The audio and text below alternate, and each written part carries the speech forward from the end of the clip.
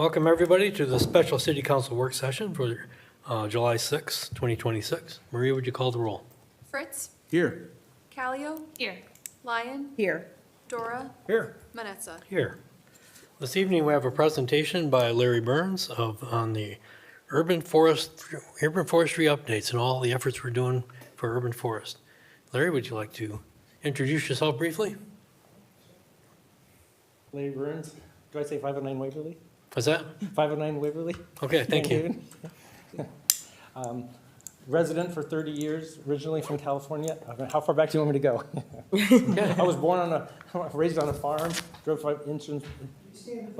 large trucks. Yeah, oh, sorry. Yeah, Drove talk in the trucks for- microphone because People say, how do you get from psychology to the out in the woods? I was a vineyard manager for 5 years in New Jersey, of all places, but I worked in the vineyards in California as a kid, so I know my way around big trucks and plants for sure. So that's how I sort of find myself here. In terms of my presentation, it's an honor to be here. I was chatting my head off with Ashley about the latest project that I'm working on, and she said, this is really interesting. And Aaron saw the tail end of a presentation to Rotary with regard to the Beech Tree Initiative, and so I'm going to be sharing that with you. That's the third part of this story this evening. I wanted to show you that picture, which I guess you can see there. That's Trillium in Mulligan's Hollow. Hasn't been seen there for more than 15 years, so there's hope. So that's where I start. Maybe. And Larry, Hope's a good place to start. Larry, just so everybody understands, if anybody has a question, I'm encouraging everybody to ask a question as it comes to their head, rather than wait till the end. So if you're okay with that, that's what we'll do. Yes.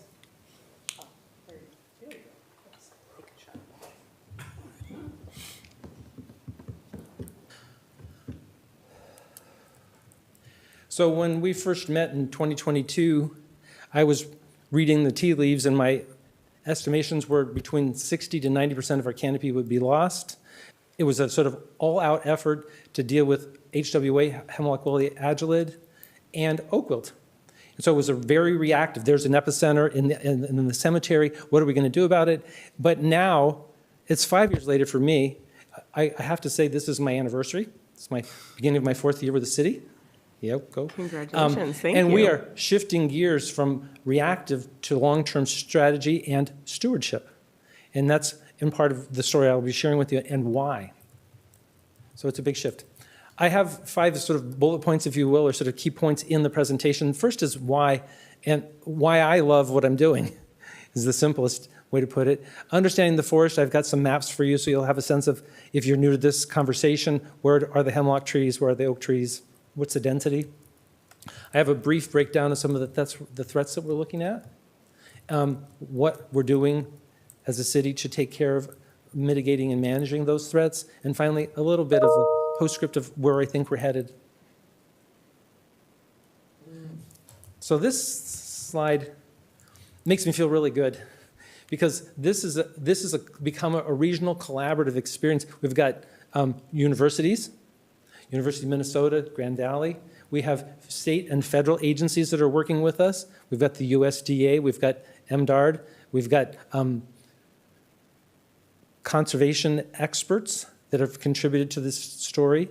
And then we also have volunteers and donors as well. So it's become not just a municipal effort, but a regional effort at urban forestry.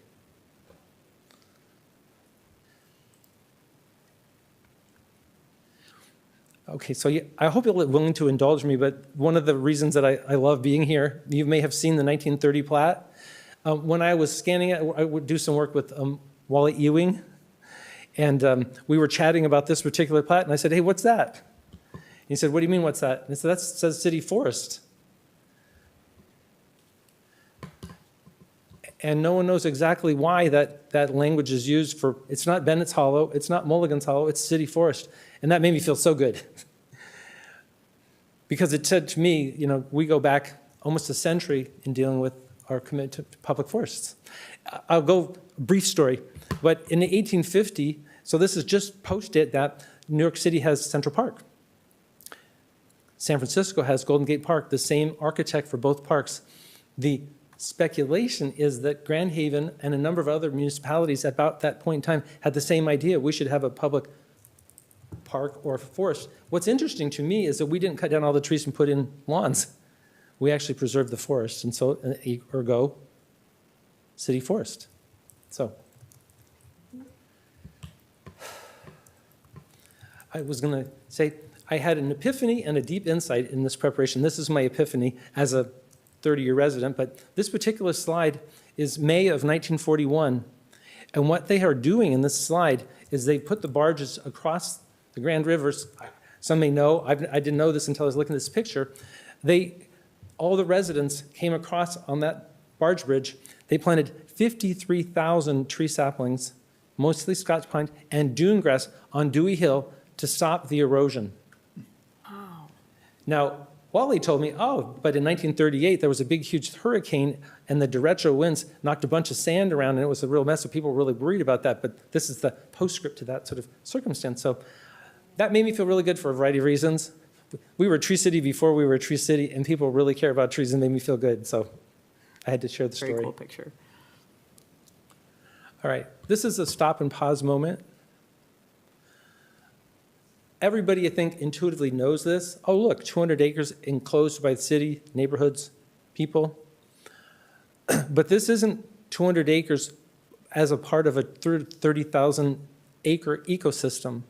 And so when we see something like this, it's enclosed, it's incumbent upon us to provide stewardship as a responsibility, because it isn't part of a larger thing, and we do need to do canopy management and things like that. And so I wanted to really highlight that it's a beautiful gift to us, the city, from our previous inhabitants for generations, but it does require that we take care of it, stewardship. Some folks always ask, well, what's the numerical value of it? And so there are sources online which you can punch in terms of the size and the distribution of trees in our 200 acres. It's estimated that we save 18 million gallons of stormwater intercepted annually, 6 million pounds of carbon sequestration. It's roughly worth about 1.2 million. If we had to pay for the habitat for the cool of the woods and these other, and recreational values, it's obviously something that would be very expensive, so we have it. That's not the sole driver for me. This is actually the push for me, and that is where we walk. Now, I was taken to task because apparently this Potawatomi Innu Summer was a textbook for third graders in Grand Haven for a long time. And they said, you've never read the book? And it's like A Wrinkle in Time. It's about some kids in Duncan Park. So it's all about Grand Haven. And it's a kid's story. It's very popular. I have a copy at home. But I thought it's a perfect example of how we would spend our summer. It's a time travel kind of thing, and it's a magical sort of story, but playing in the woods, in Duncan Woods. Certainly dreaming. Those are different. I just took pictures from the woods of what people carved and thought about. And then finally, reflection. So I think those are this is my story, but it's the things that I cherish about what we have here.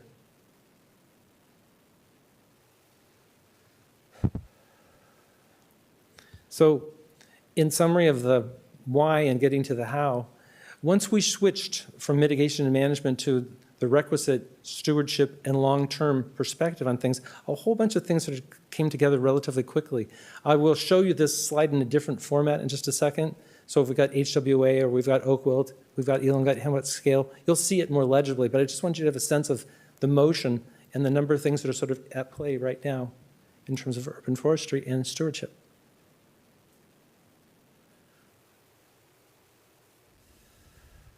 I have a couple of maps for you if you're new to this conversation, so you can just sort of visualize where are the hemlock trees, where are the oak trees, where are the beech trees in our 200 acres. So that's what I have here, mapping the trees. And then we'll get into the threats and some thoughts about the future. So here are our eastern hemlock trees. You'll see them predominantly or highly dense. DBH, the diameter breast height is about 4.5 feet off the ground. It's just the measurement of how wide the tree is. And so when you're seeing the larger circle, that's an older tree, it's a wider tree. So that's what this depicts for you, sort of both the diameter at breast height and also the density of the stands in the different locations.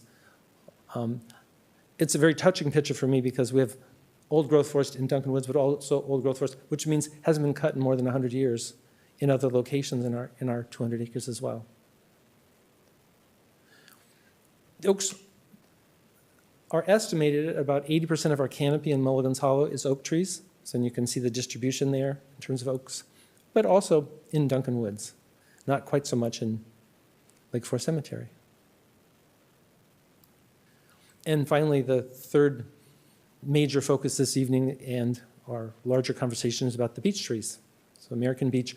This slide shows the beech scale insect, whether they're present or absent, and where they sort of proliferate.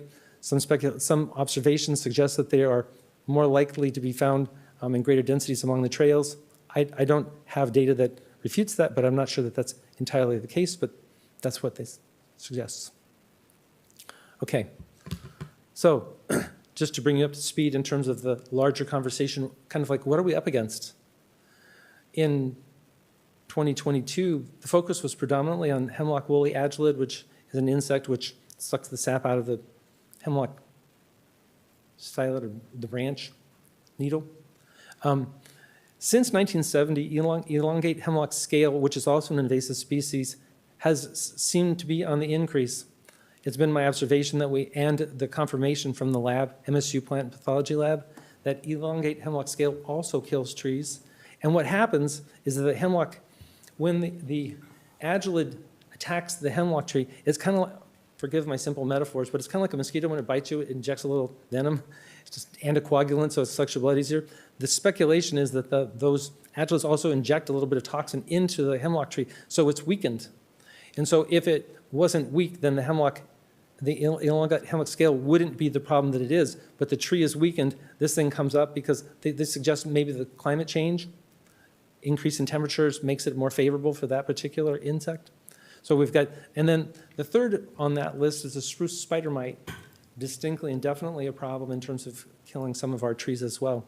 We see it to be out of proportion with our predator mites are not as prevalent as we would have thought. So that trinity, hemlock woolly agelid, elongate hemlock scale, and spruce spider mite are all sort of tagging our hemlock trees in a problematic way. The treatment I'll show you in a second is effective, but we're aware of them. Oak wilt, we've talked about it before. Mitigation and management, I have some updates in terms of we flew the drone last Friday, so I'm bringing some footage, well not footage, but some pictures of that. Beech bark disease, that's the sort of main piece of this evening's conversation to bring you up to speed because it's taken me really 5 years to gather enough insight. And then Ashley shared a paper I wrote about it. And the reason I submitted it was so that it would be reviewed by 2 independent experts. Blind reviews, they wouldn't know me, they wouldn't know the situation. It was viewed favorably and accepted for publication pending minor revision. So this model and what we'll talk about has support.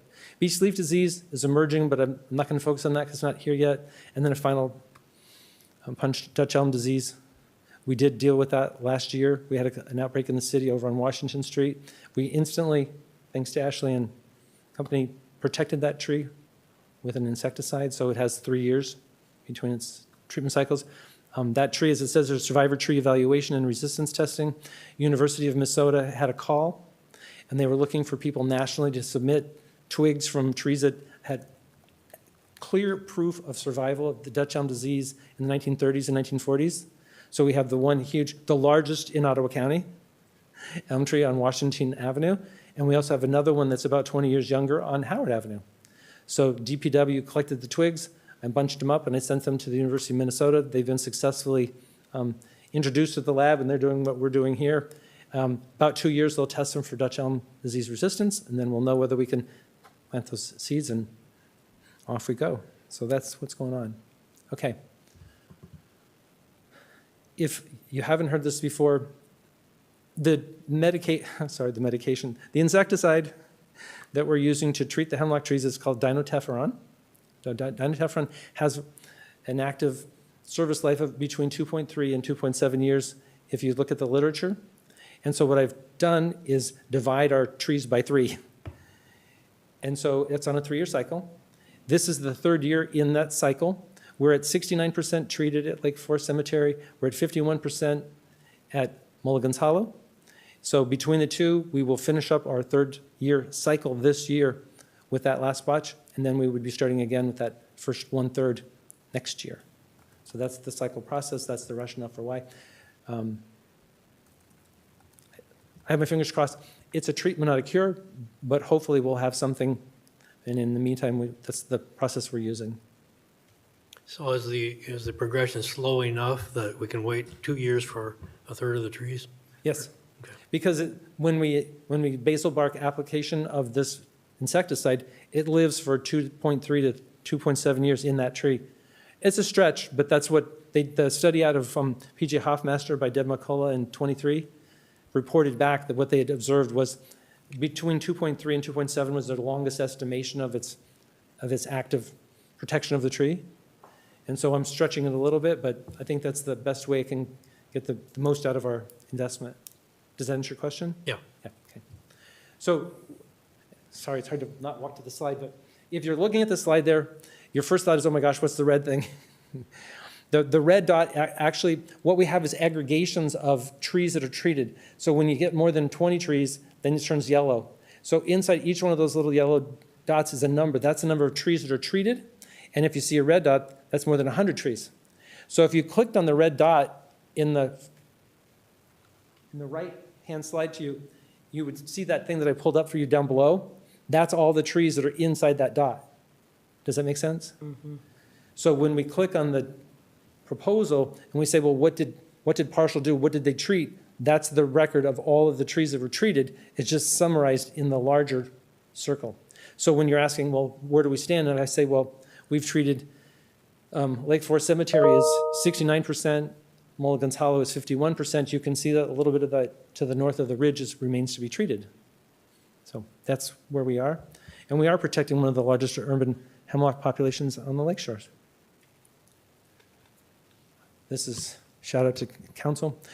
May 17th, 2024, a number of city council members and staff gathered in Lake Forest Cemetery in front of the Duncan's grave. The two landmark trees are hemlock trees. That morning, I took a picture of the hemlock trees. What you see there, which looks so innocent, looks like spider webbing, that's the spruce spider mite webbing. It's speculated that the mite is building the web around itself to protect itself from predators.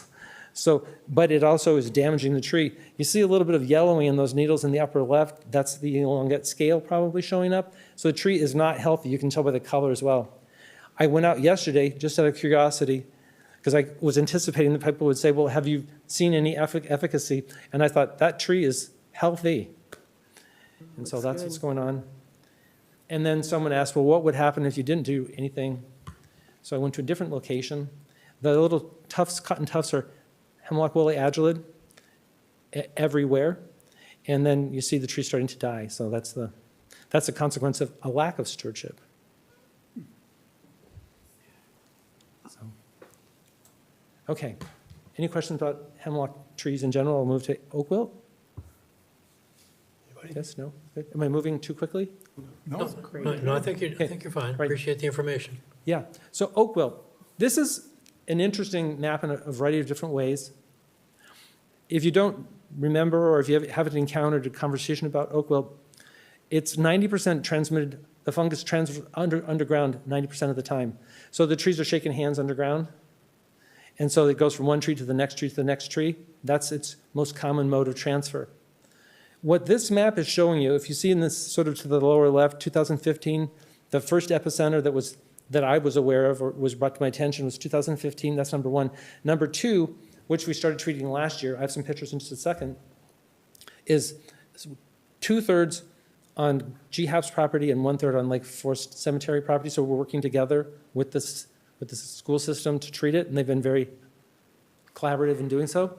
But what you're seeing there is a overland distribution. So it's highly possible that the infected tree in the cemetery, so the little sap beetle flies, touches the infected sap in this tree, and there's a broken branch on that tree, so it flies over and touches that, infects that tree. So this is a good example, or a bad example, if you will, a horrible example, of overland transmission from 2015 to 2025. So if you're wondering, how does it travel? What's its mode of action? So what we did last year with the tied for the largest oak wilt epicenters, this one had been slowly burning since 2017. I actually wasn't aware of it. I found it with the drone, which you'll see in just a second. I caught the tip of it at the far edge there, and I was like, hey, some trees are flagging, and there were about I think 8 or 10 trees which were, the leaves were dropping, and I was like, oh, this is bad. And so Partial came in. We did two things, which were our standard of care. The orange lines are where what it says, there are 2,000 linear feet of trench installed. What we do is we take a vibratory plow, which shakes back and forth like this, is 5 foot long.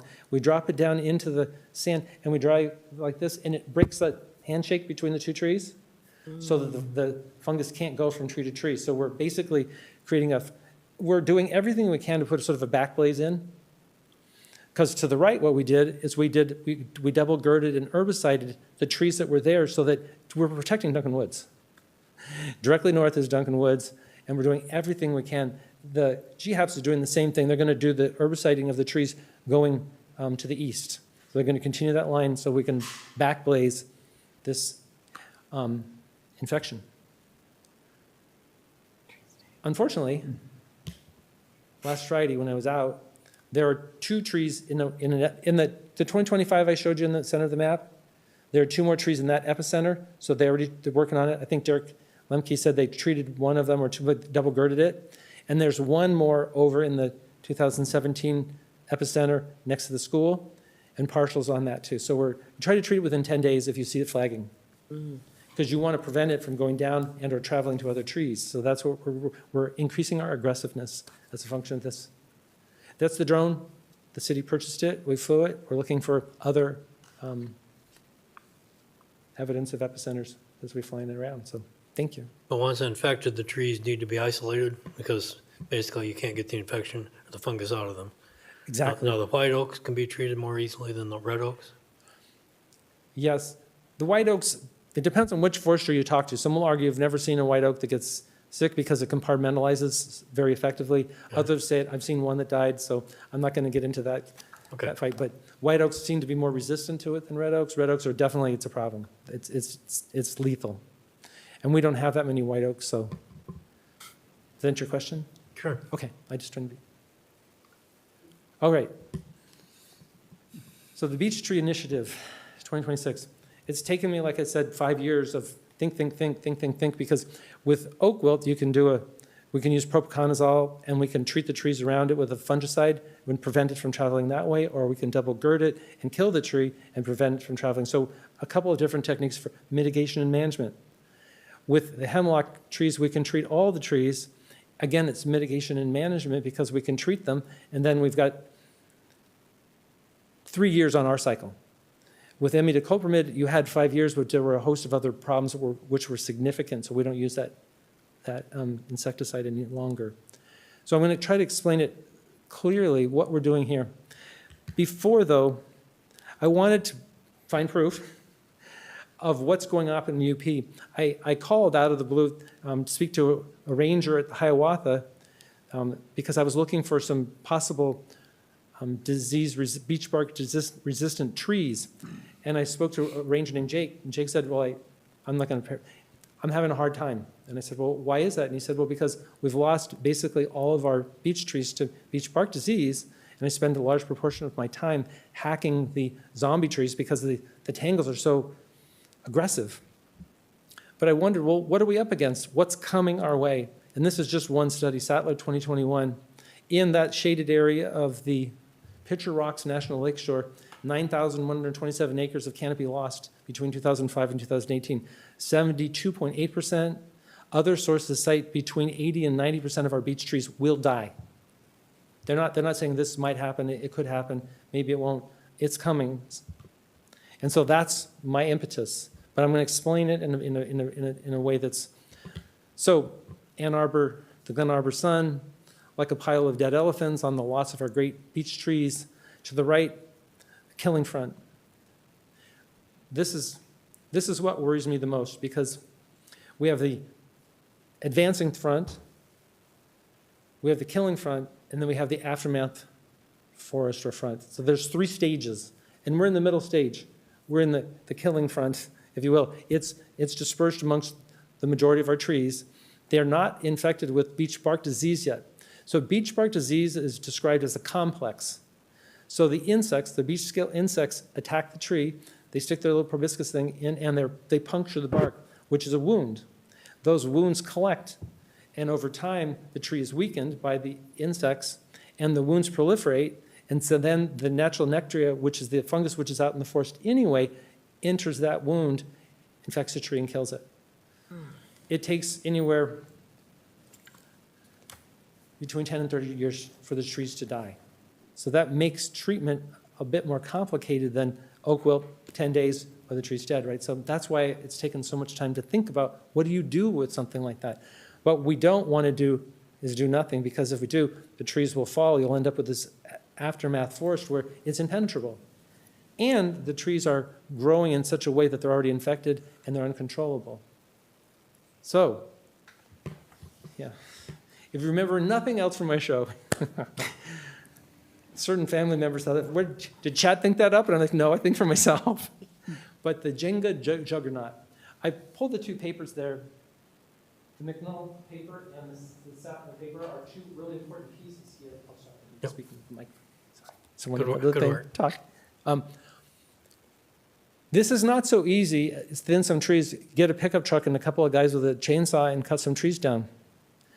A natural old growth forest runs at about 1% canopy loss per year. And that's a natural sort of process. That dies, the light hits this, the nitrogen escalates for a little while, the canopy comes in, closes it off, another one opens up, and so it moves like that, right? That's how it normally does. In our little enclosed forest, we have the responsibility of a particular sort of stewardship model and approach to canopy management that tries to mimic that as best we can. So once I had that, I was like, oh. So we know they're going to die. We can't prevent that. But this McNull paper about the shade explains there are three kinds of forests, simply put. There's hydric, which is bogs and swamps. There's mesic, which is what we have, sort of the sweet spot, moisture. And there's xeric, and that's dry. So certain parts of Michigan are dry, white pines and other trees will grow there. But we have that sweet spot of moisture, a mesic forest. In a mesic forest, the seeds, when they sprout, need a certain degree of shade and a certain degree of moisture. So if you have that aftermath forest and all the beech trees have collapsed, we have no shade. That's the Jenga juggernaut. If we wait too long and we don't do anything, we're going to get so much light so quickly that we won't see a replacement. So my thinking in that paper is all about selective thinning. So Leek, the Bartlett Experimental Forest, 2006 says, 50 years ago, we removed about 20% of the beech trees, and now 50 years later, we have a bunch of them that are 10 inches or more in diameter. They survived, and we selectively thinned. What I explained in my piece was that I think what Leek didn't know at the time that we know today is that 2% of the beech trees are disease resistant naturally. And then another portion are tolerant. So he was going back in every other year or so and taking some more sick ones. But what was he leaving? Probably the disease resistant ones and the healthier ones. And so 50 years later, what has he done? He didn't have to lose 90% of the forest. Let's say he lost 60%, but then the ones that remained replaced. So that's the model behind this Jenga juggernaut is we need to remove enough of the sick ones with sufficient and steady approach so we don't have a collapse of the forest and we don't have to put fences up and keep people out. We also need to treat them in a very particular way. While it's still alive, we have to apply an herbicide which kills the tree so that it can't do that the beech tree tangles, which prevent wildlife, and they also prevent us from replacing that tree with other native trees. That's the balancing act. So Brett Kuipers, our registered forester, has responded and said, I'm up to the job. He will be writing a 3-year management plan on how to manage the beech tree removal selectively and carefully, such that we're managing canopy, keeping that sunlight as best we can with sufficient shade to protect the seedlings as they sprout. Which leads me to my next piece. Anticipating that this would not be a really popular thing to see in our woods, because these trees don't look dead yet. They're sick, but come on, there's still some branches. And I thought, well, if we could, and so this is where,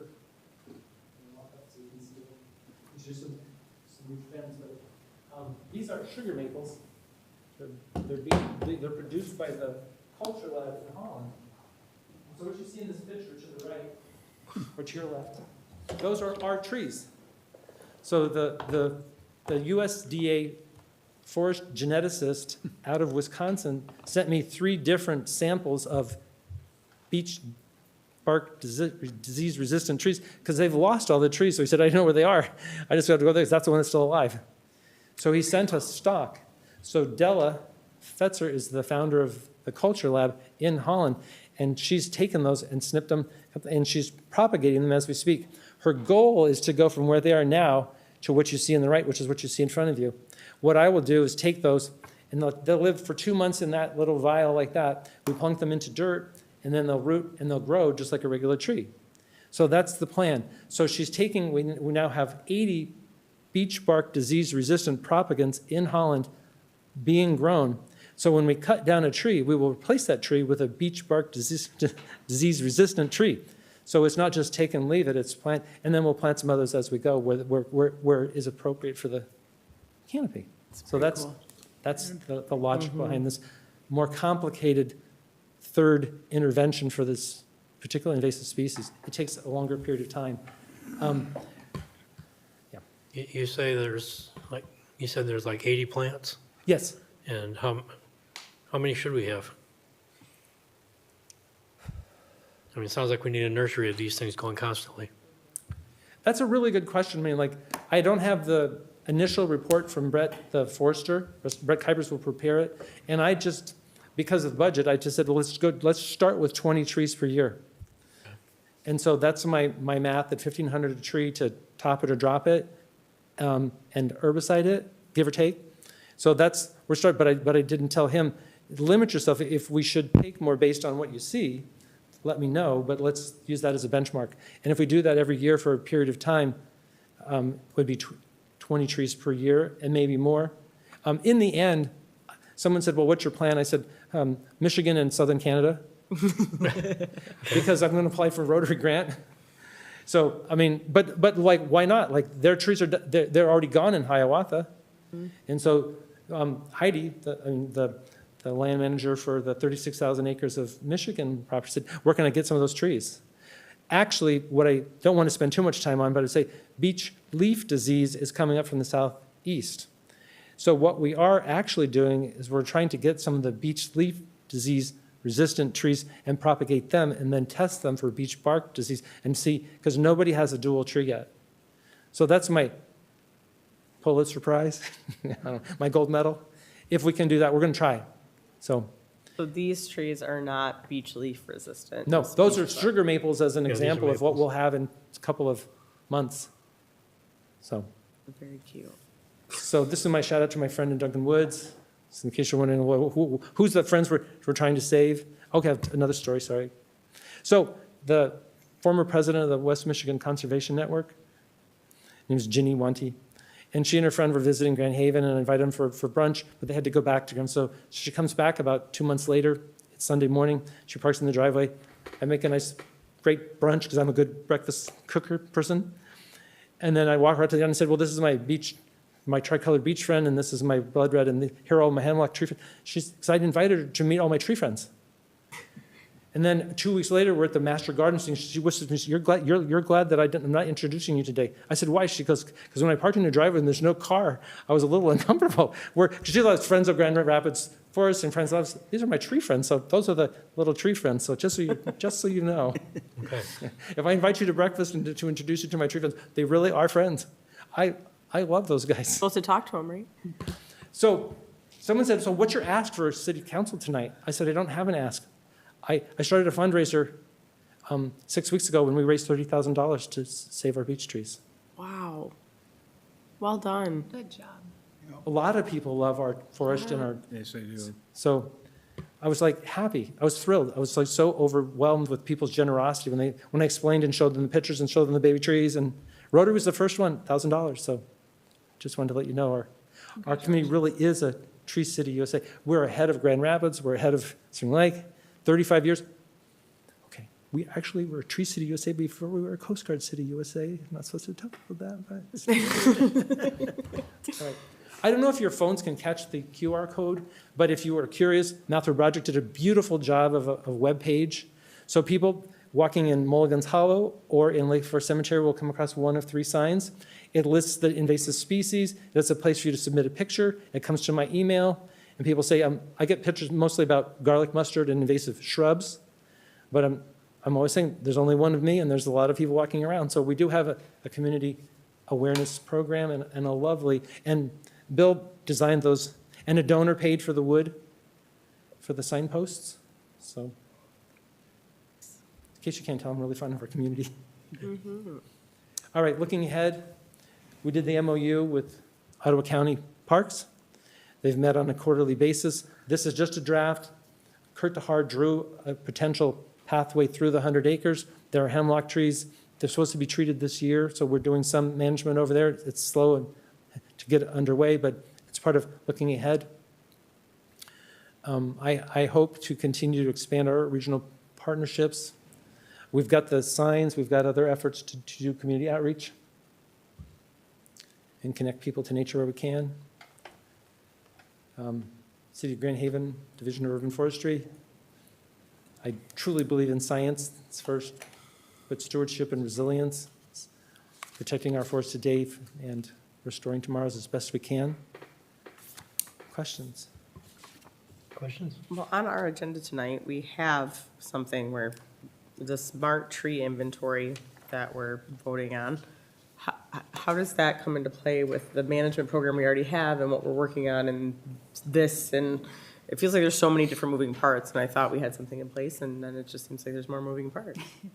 It's great. Do you want me to answer the question? Yeah. In my world, I look at the 200 acres of, that's my worry. And then there's the city canopy, and that's Derek Lemke and Earl Jorgensen's, like that's, we work together. So like they collected the twigs from the 2 trees for the Washington and the Howard Street trees for me. They got the lift up. So we work together.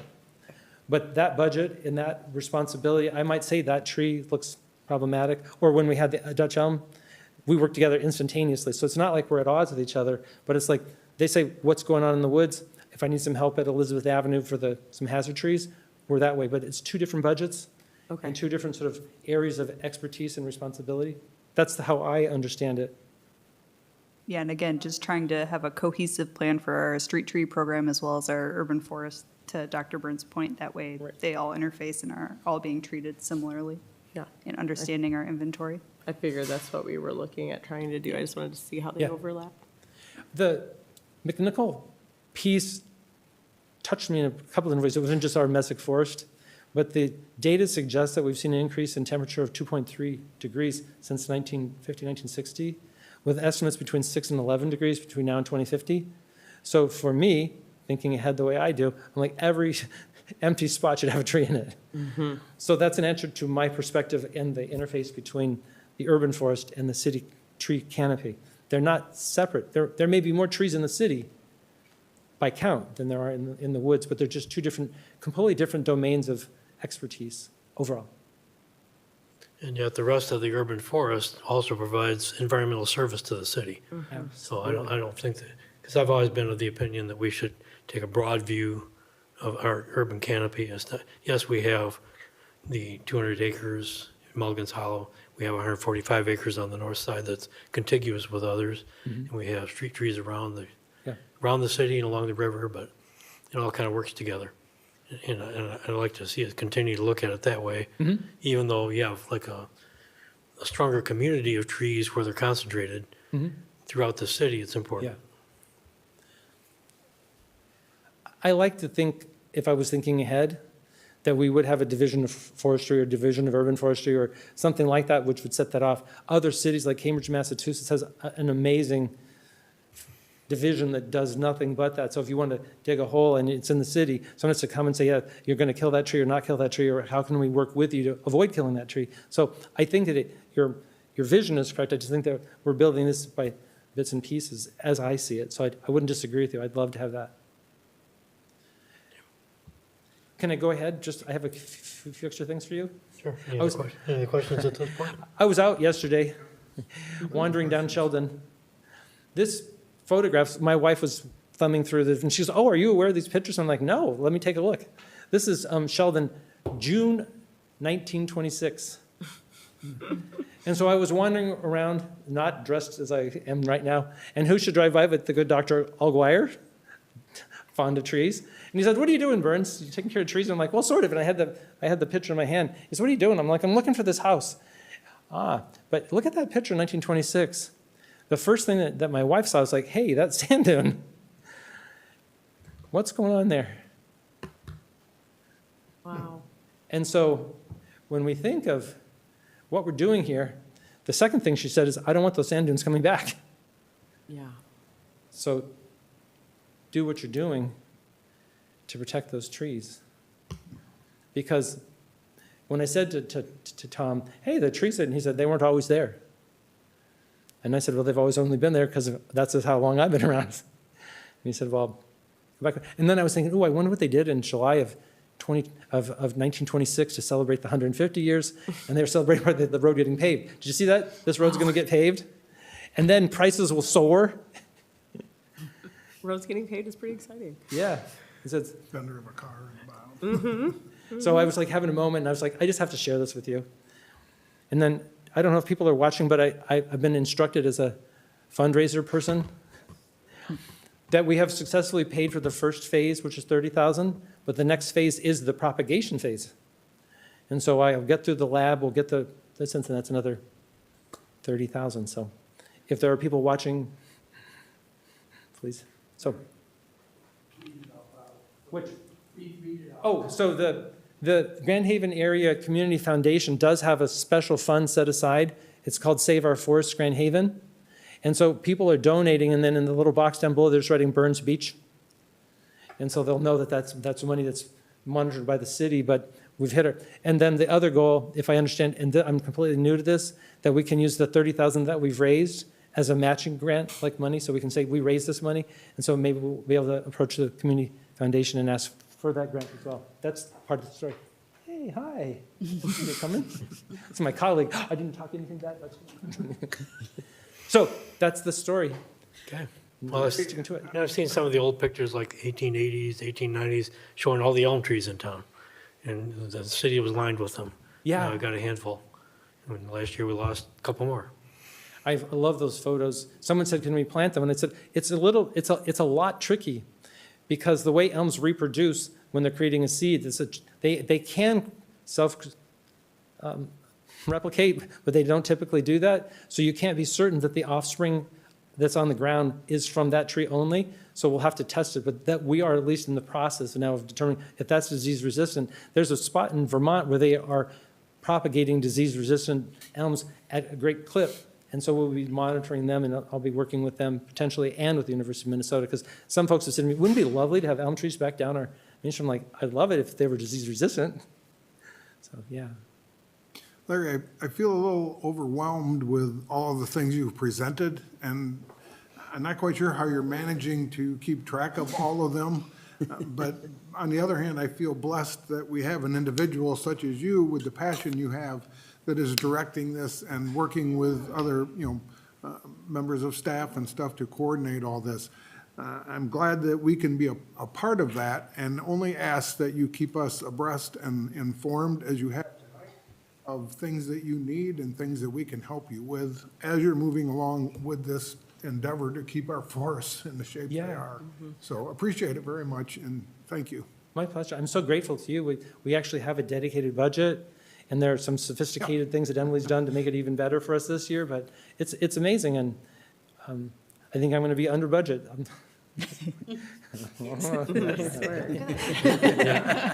Knock on wood. Literally. Right? Something like that. Other comments for Larry? Just thank you. Uh, Just a lot of thank you. Larry, Yeah, this way. No, he was asking me a question, sorry. Okay. I just want to say thank you. I mean, to second what Mike just said, I think that it gives me a lot more peace of mind to know that we are working so hard on maintaining this, because Yeah. this is a long-term outlook. It's not Yeah. something that's an overnight fix, and it's not something that was caused overnight. So the science behind it and the fact that you are so well-versed in it does give me a lot of peace of mind. Not to mention, you not only brought a problem, you brought a solution and the money, and think that's about as good as we can get as for a presentation. So I appreciate that very much and your My forethought pleasure. in that Yeah. also. So thank you. My pleasure, truly. Yeah, I just want to say thank you, Larry. I've been with you for a long time here. I strongly believe in everything you do, and I tell you what, you've been doing a fantastic job for us. A good example is like my house. I have a sycamore tree, I have a Norwegian maple there, and also have a bunch of other maples. My neighbor across the street doesn't have any trees. They go inside to their air conditioning. I sit outside and just relax in the cool air. And I tell you what, it is so nice in my house. I have people stop by and that, so that's how important trees really are for us. It Yeah. keeps us cool and also gives us oxygen that we need, you know? It's just a good thing to do, and I'm glad you're on it and Thanks. taking care of us. I appreciate it a lot. It's an honor to serve. I love my job with the city. You're my city family. Yeah, and I kind of echo everything else here, because I get asked, what's the future of this? Where's this going? We're spending money every year. We find more diseases. We find more epicenters. And it's sometimes it's like whack-a-mole, trying to keep up with it all. But I think the real key here is that we extend the lives of the sick trees as much as we can. We stop the spread as best we can. But the real key is in the regeneration, the future trees that are to come.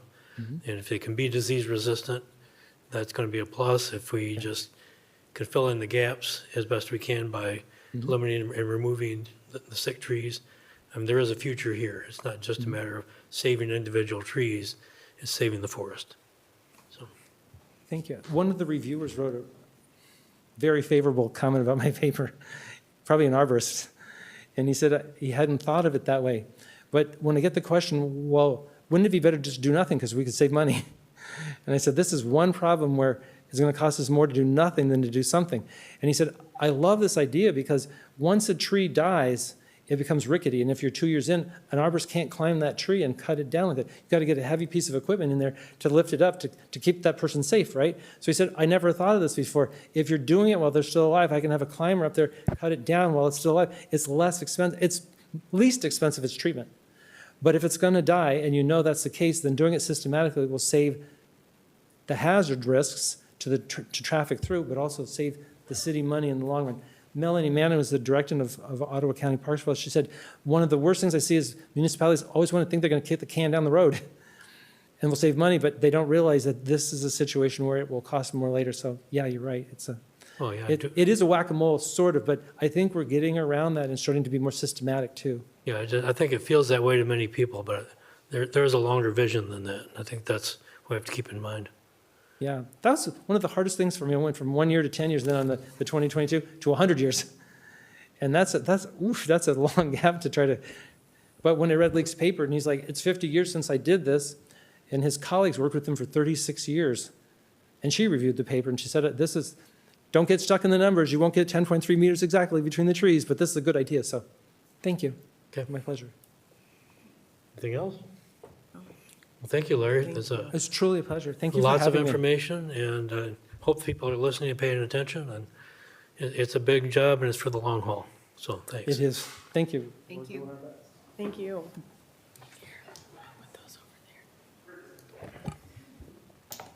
All right. Plant them. This was the only item we had on our special work session this evening, so if there are no further comments on this, I'm going to close the work session. And we will reconvene at 7:30. So we're going to take a break. Never emailed you.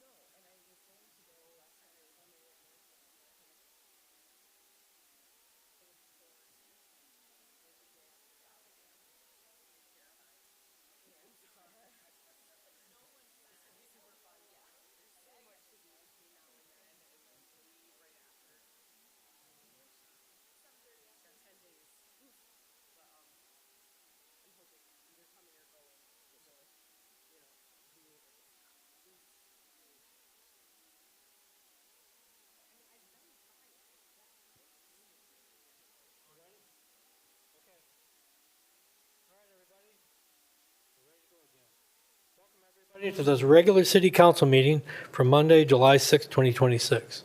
Maria, would you call the roll? Fritz, Here. Calio, Here. Lyon, Here. Dora, Here. Manetza. Here. We don't have an invocation this evening, but would you please rise and join me in the Pledge of Allegiance? I pledge allegiance to the flag of the United States of America and to the republic for which it stands, one nation, under God, indivisible, with liberty and justice for all. Thank you. Our next item of business is reappointments to boards and commissions. Maria, would you read those? Item A, reappoint Dale Hagenbuck to the Airport Board with a term ending June 30, 2031. Item B, reappoint R. Douglas Van Oss to the Community Center Board, term ending June 30, 2031. And item C, reappoint Patrick Quad to the Historic Conservation District Commission with a term ending June 30, 2029. Can I get a motion on this? So moved? Support. Motion by Fritz, second by Dora. Any questions or comments on any of these reappointments? Please call the roll. Fritz, Yes. Dora, Yes. Calio, Yes. Lyon, Yes. Manetza. Yes. And we have one new appointment. Would you please read that? Item A, appoint Jeffrey Hoekstra to the Construction Board of Appeals with a term ending December 31st, 2026. Can I get a motion on this? So moved. Second? Motion by Lyons, second by Callio. Any questions on this appointment? Would you please call the roll? Lyon, Yes. Calio, Yes. Dora, Yes. Fritz, Yes. Manetza. Yes. All right, brings us to the approval of the consent and regular agendas. Can I get a motion for approval? So moved. And second? Motion by Dora, second by Fritz. Are there any changes that we need to make, that anyone would like to make to the agendas? If not, then will you please call the roll? Dora, Yes. Fritz, Yes. Lyon, Yes. Calio, Yes. Manetza. Yes. All right. We completed our work session, so we don't continue that. So this brings us to our first call to the audience. At this time, members of the audience may address council on any item, whether on the agenda or not. Those addressing council are asked to provide their name and address and will be limited to 3 minutes of speaking time. Council will hear all comments for future consideration, but will not have a response at this time. Those not physically present who would like to call in may dial 616-935-3203. And I'd like to note that there are no public hearings this evening, so if you'd like to address council on any item that's on the agenda, now would be the time, and there will be a second call to the audience at the end of the meeting after we've completed our business. So who would like to address council?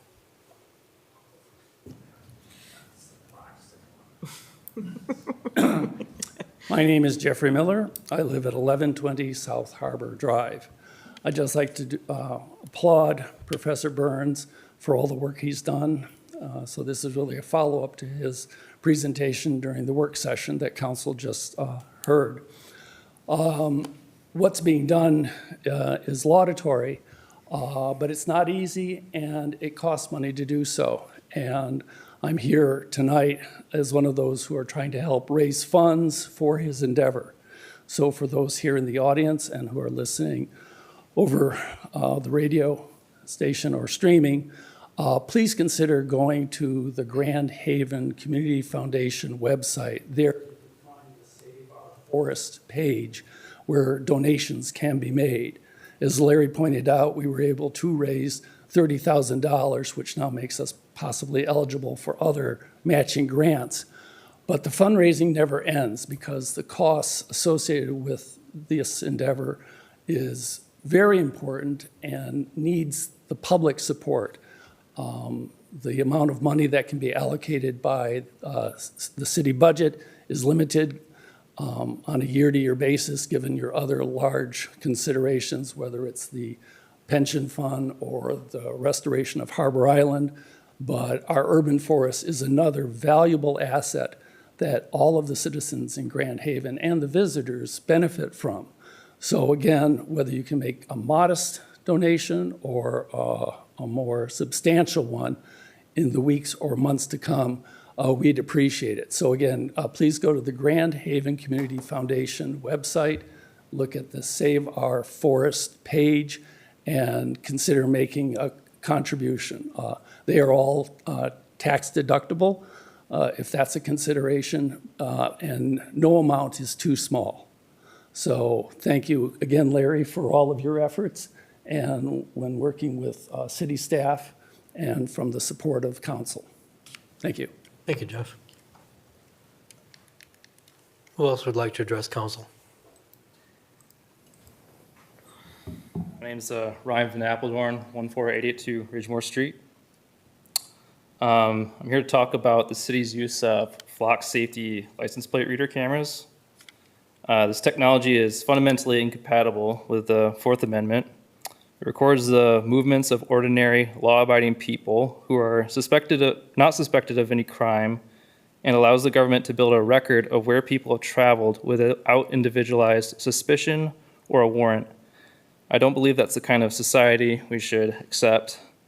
I'm also concerned that this system collects and stores information about the government's, about the movements of ordinary people without their knowledge or consent, and entrusts this information to a private company rather than keeping it solely under the city's control. Public reporting and independent audits have raised questions about the company's security practices and whether its own internal policies were consistently followed. This should give every community pause before allowing a private company to maintain a database of residents' movements. What concerns me just as much is the lack of transparency. I've submitted a public records request seeking information about this program and have not received the information I requested. If the city believes this technology is appropriate, then residents deserve to know exactly how it is being used, what data is collected, and how long it is retained, who has access to it, and what oversights exist. I understand that everybody wants safe communities, and I definitely want that too. But constitutional rights of privacy should not be infringed on because the technology is convenient or effective. The government should investigate suspects, not collect information on everyone first and decide later. The government should not monitor and catalog the movement of innocent people simply because the technology makes it possible. When I checked in June, about 62 municipalities had reportedly canceled their flock contracts over concerns about privacy, transparency, and governance. Now it is 79. We live in the United States of America, not China. Privacy is a constitutional right that our founding fathers wanted for all generations. I respectfully ask that this council to discontinue the use of flock safety cameras and at a minimum, fully disclose the city's policies, agreements, and oversight so the public can have an informed discussion about whether this technology belongs in our community. I also ask that the council hold a public hearing to give residents the opportunity to provide input before any decision is made about continuing or expanding the use of this technology. Thank you. Thank you, Ryan.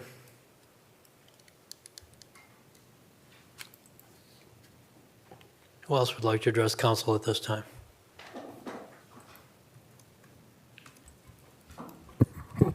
Good evening, Jim Hagan, 400 Lake. I'd like to just briefly comment on the Flatiron Brownfield agenda item. One thing I noted on this project was when I did an AI search of all the Planning Commission documents, I didn't find any hits to speak of on rail tracks.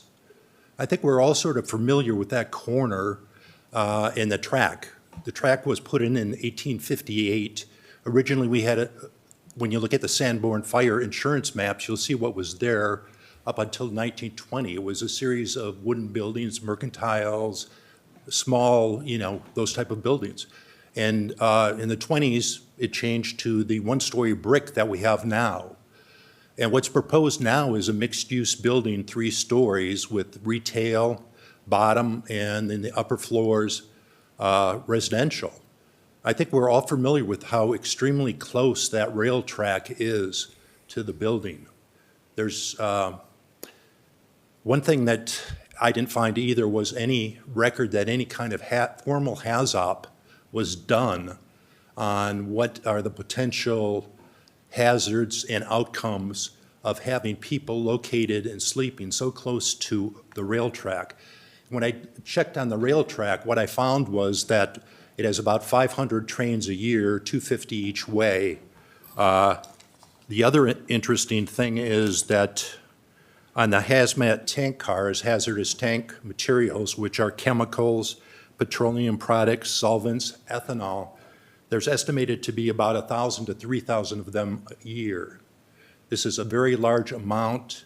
My background as an engineer, I've worked in designs on refineries. I was an operations manager and assistant refinery manager for about 4 years at a refinery. So I've been the first person on a fire monitor. I know what fires on petroleum products are like. You absolutely do not want any type of hazardous situation involving tank cars and residents. So I would like you to postpone implementing that brownfield measure and go back and request that formal hazard analysis and reports are done, and that they be publicly provided to the community so we know what we're being asked to incentivize and the hazards associated with it. Thank you. Thank you, Jim.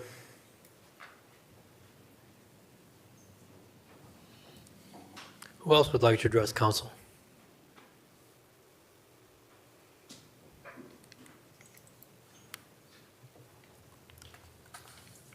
Hi, I'm Amy Atkinson. I own Acorn Marketing at 128 Columbus. Wally David from my team attended the city council meeting last month, or earlier this month, to discuss the Eagles' use of the lot, the public lot next to our building, and with a request for some additional spaces to be set aside for use for the teams in our building. Believe he mentioned that there are about 23 individuals that need to come to work each day during the festival, and without adequate parking, it would make it difficult for us to do so. I know other folks such as Lucy's and the retailers on Washington are also in need of parking space. To date, we have not been successful in connecting with the Eagles to try to come up with a solution. I believe that the decision at the last meeting was that they would need to do so, and as of yet, we've not been able to get any sort of resolution or compromise to help us be able to have parking so our teams can come to work during those 2 weeks. Okay. Thank you. Thank you for your comments. Who else would like to address council at this time? I will. Joe Bach, I'm 204 Tribune Laws.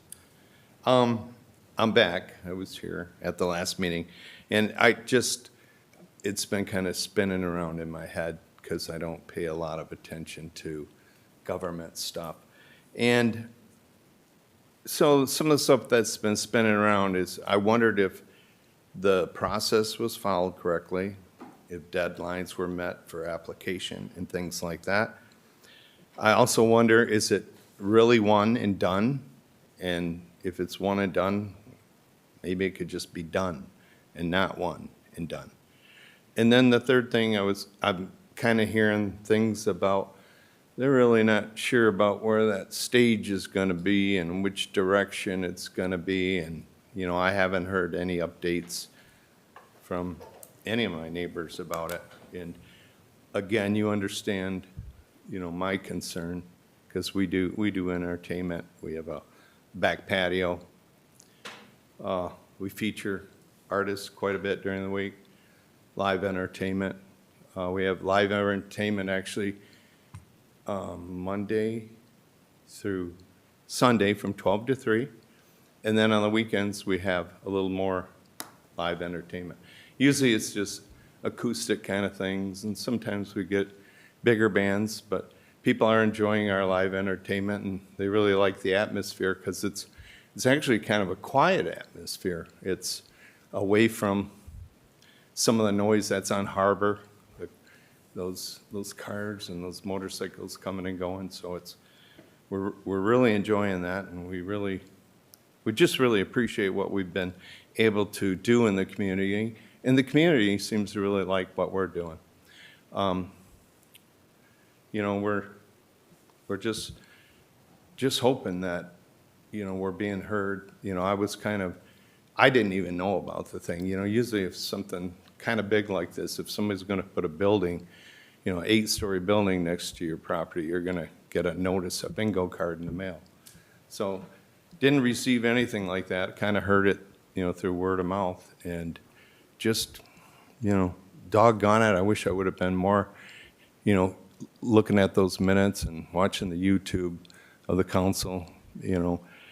And, you know, because when I was here, I was hearing a lot of the good that the Eagles do, and I do that, and I know at least one of you expressed that you're a member, and that was nice to be upfront about that, you know, that we knew that was going on. And then we, you know, there's so many things we've tried to accomplish in the 23 years we've been here, and I think we've been a good community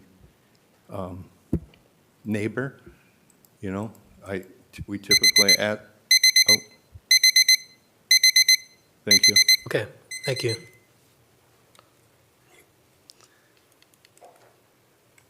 Anyone else? Who else would like to address council at this time?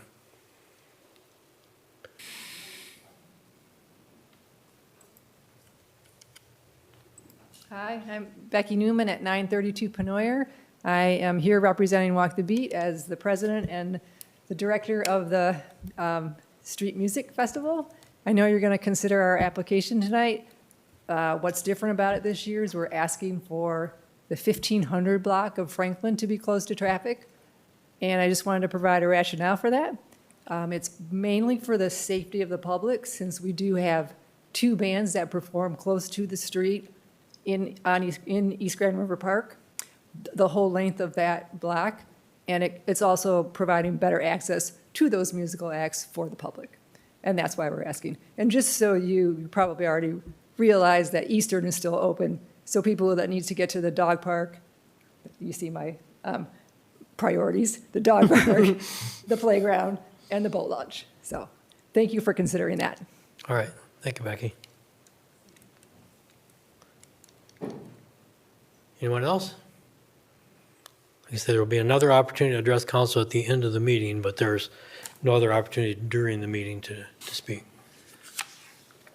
All right, well then I'm going to close the call to the audience, and we're going to move on and move to the consent agenda. Marie, would you please read that? Item A, approve the special work session and regular city council meeting minutes for June 15, 2026. Item B, approve the bills memo in the amount of $2,875,519.87. Item C, approve the amended fiscal year 2026-27 millage rate for the 2015 infrastructure bond in relation to the city of Grand Haven fiscal year beginning July 1, 2026 and ending June 30, 2027. Item D, approve fiscal year 2025-26 amended budget amendments for accounts relating to the partial redemption payment of the unlimited tax general obligation bond series 2015. Item E, approve a local governing body resolution for charitable gaming licenses for the Grand Haven Pickleball Club to conduct raffles at their Grand Haven Pickleball Tournament event on August 20, 2026. Item F, approve task order 006 with HDR of Ann Arbor, Michigan for fiscal year 2026/2027 required annual CCR groundwater monitoring activities in the not-to-exceed amount of $360,440 to be reimbursed by the Board of Light and Power. And item G, award a contract to the Davy Resource Group for the smart tree inventory in the budgeted amount of $45,800.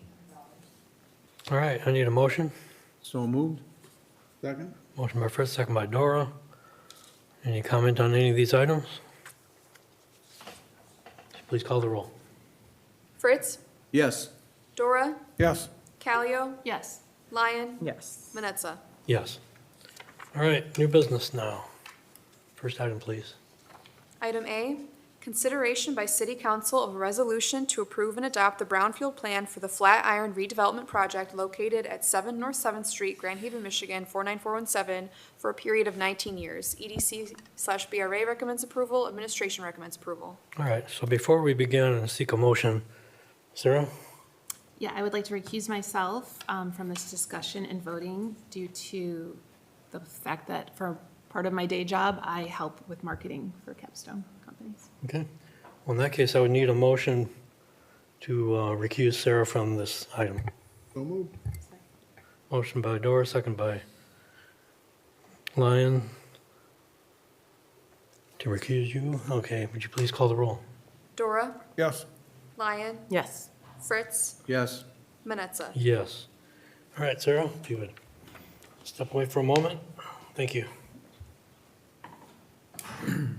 All right, so now I need a motion to consider this item. So moved. Second. Motion by Lyon, second by Dora. So we had a public hearing at our last meeting when we heard from the developers at that point in time. And we had a little bit of feedback from them. I guess at this point I'd ask Dana, would you like to speak up? Yes. Thank you, Mayor. Since the public hearing, there has been no new information or changes to the request that you were considering, but for a reminder and for the public's reminder, the proposed project is located at the corner of 7th and Washington, where currently a single-story building is located with several retail commercial businesses. The proposed redevelopment includes a complete redevelopment of the site, ground floor commercial and 5 residential condominium units. Those units would be market rate condos ranging from roughly 1,200 square feet to 1,400 square feet. And the project itself is really looking to both increase new residents into the Centertown area as well as jumpstart redevelopment within the Centertown area of the Downtown Development Authority. The development team has submitted a brownfield request for just over $687,000 to be reimbursed for eligible activities over a 15-year timeframe, with an additional 4 years of TIF capture, which equates to roughly $258,000. We did have a financial analysis that was included in your packet and available for review in advance. And as that analysis noted, we do anticipate that without the brownfield assistance, the project proceeds from the sale would likely be insufficient to support the project. We do have here this evening a member of the development team, David Tenkate, and then we also have Roman Wilson here from Fishback, which is the consultant firm on the project, and prepared the brownfield plan. All right. Would the applicants like to add anything to that? Roman or Dave? Okay. All right. Well, then I guess I will open up the discussion by council. We've all seen all the details of this now. We'd like to open the discussion. I mean, I am, like I said before, really excited about what's coming for Centertown in this development and all the ones that are going to be surrounding it. I think it's going to be beautiful and wonderful. Obviously, the train tracks are a concern, but I think we have found that we don't have a whole lot of control of what the train does and the rules they put in place for distance. I mean, for me, I think I would rather have seen these sold with short-term rental potential instead of going after the brownfield. I think we worked really hard to put the overlay over that area specifically for these projects that were coming down. And, I mean, it was a big fight for this team. So if this does go through, I just want to make sure we're really explicit that the short-term rentals will not be provided in that area. Although I would think I would much rather have had them sold that way. That's all I have to say. Okay. Yeah, I appreciate the effort that they've put into coming up with this plan and the building. I think it looks great. I know John Steinbach is very enthused about it, as well as the group at Capstone. There has been items that have been raised, such as Jim has mentioned about the train that goes through, the hazardous chemicals that it does carry.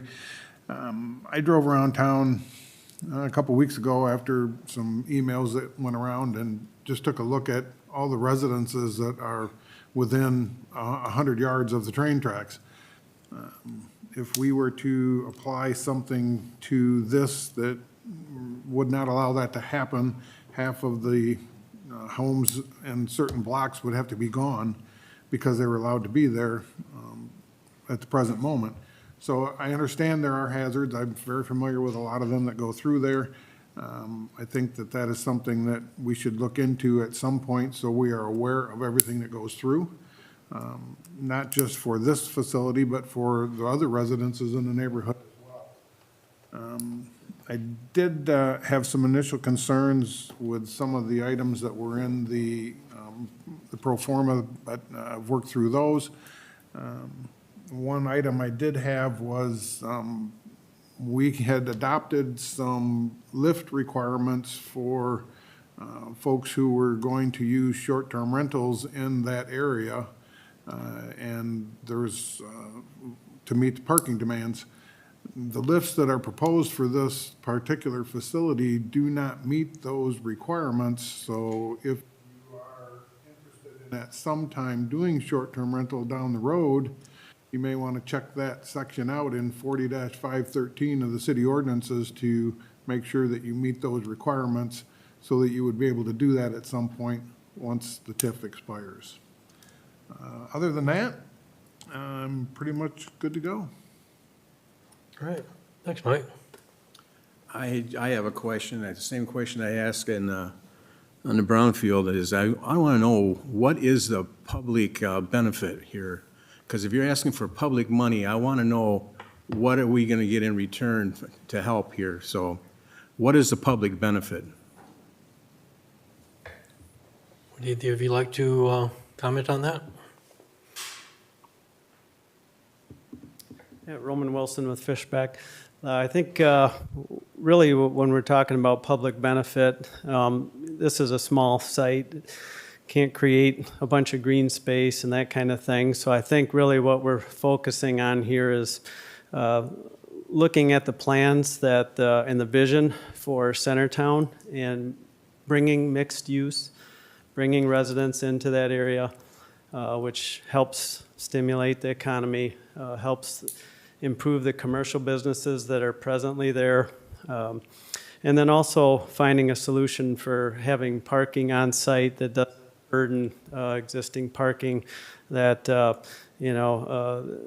seems to always be a concern within the city limits. So I think looking at what this project will also do to catalyze future development that may have the opportunity at a larger scale. I mean, this is a small development site, but adjoining properties and the transformation along that corridor is going to be significant community benefit that will be seen for a long time. I have a hard time because it's public money that we're issuing out here.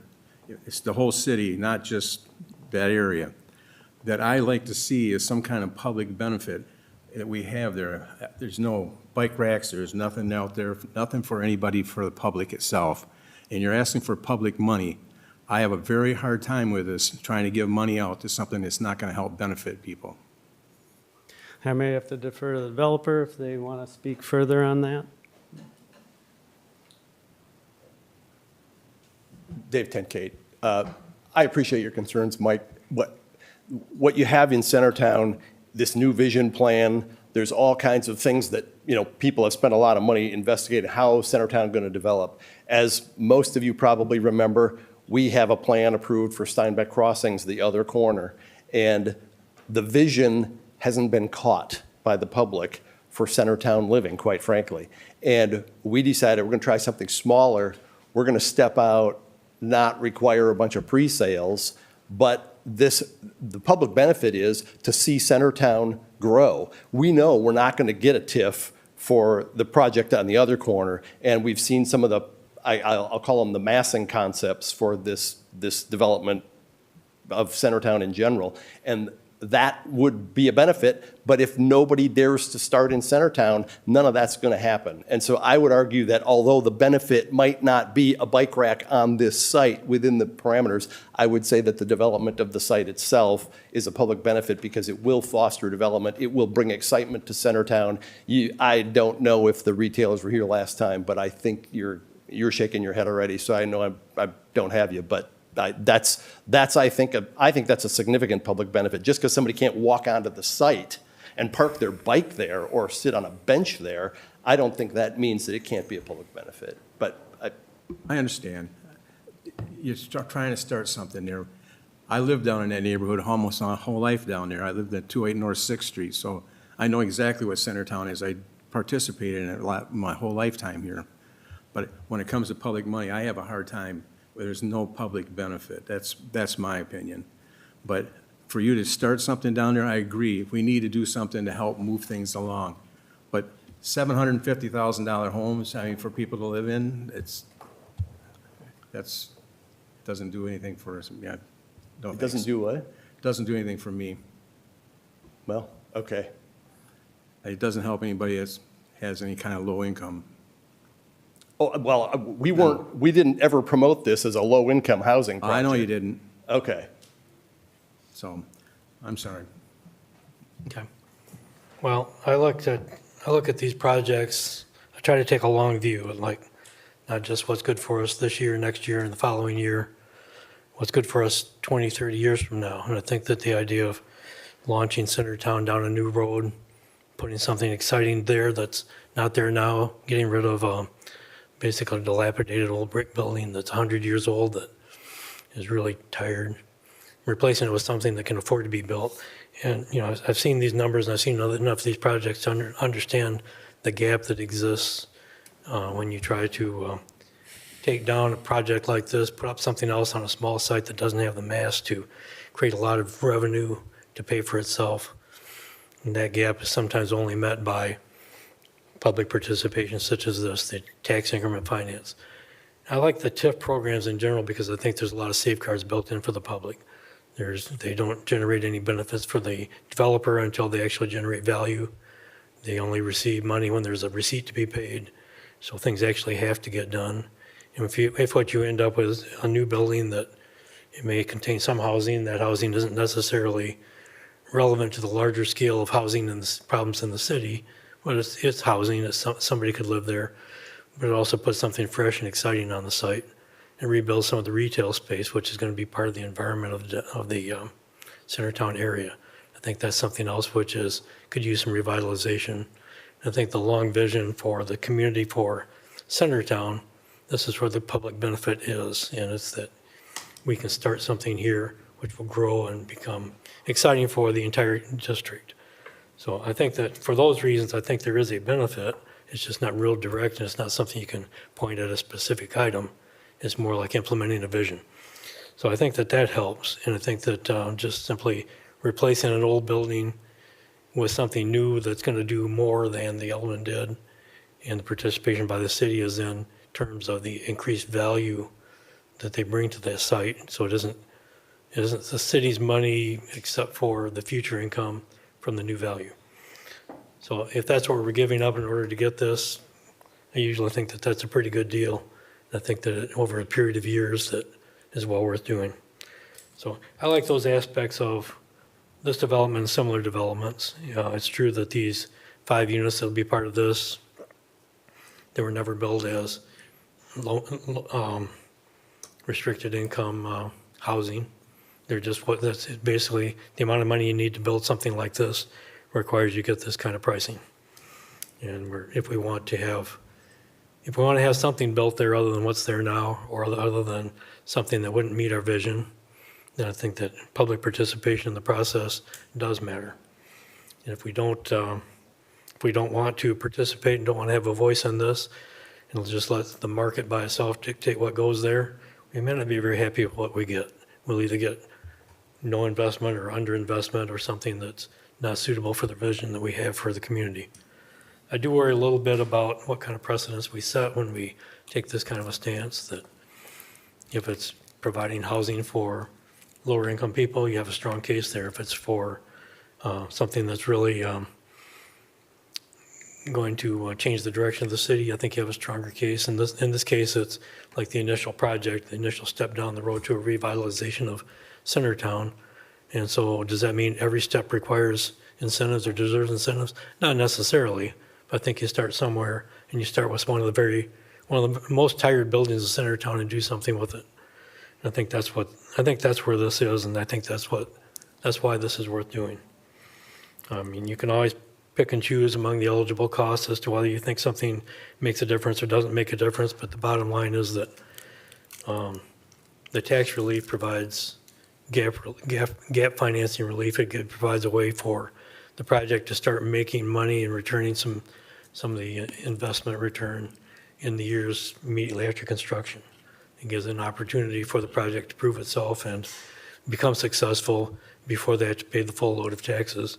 And eventually, 15 years from now, 19 years from now, if we do the LBRF, it's fully on the tax roll. And in the long run, it's a very healthy addition to our tax rolls. Now, some things such as, like Mr. Hagan's concerned about proximity of the railroads to residential. I wasn't part of the discussions. I know this is a planning commission. That's a planning commission aspect, but I'm assuming that our public safety department, our department heads had a preliminary review of the project and didn't really find that to be a particular hazard or a hazard that would be disqualifying the project. So I'm making that assumption and kind of seeing a little bit of a nodding of head. But I don't know if the staff would care to comment on that at this point. But really, that's more in the planning process, and the issue before us is the incentive. And it kind of trying to be careful that we stay in our lane there, that we're working on the incentive here, and we're trusting that the planning commission did its job, and if that's not the case, I'd like to know it. But my feeling here is that it's not an enormously large project. It's something that's going to require, this is roughly a 19% of the project subsidy in terms of future value return. And I think it's a pretty good trade-off. So those are my thoughts on this. I'd welcome further thoughts, or if staff would like to have any response to anything. Anyone else? Nope. Are we ready to vote on this? Please call the roll. Lyon, No. Dora, Yes. Fritz, No. Manetza. Yes. This motion fails. Okay.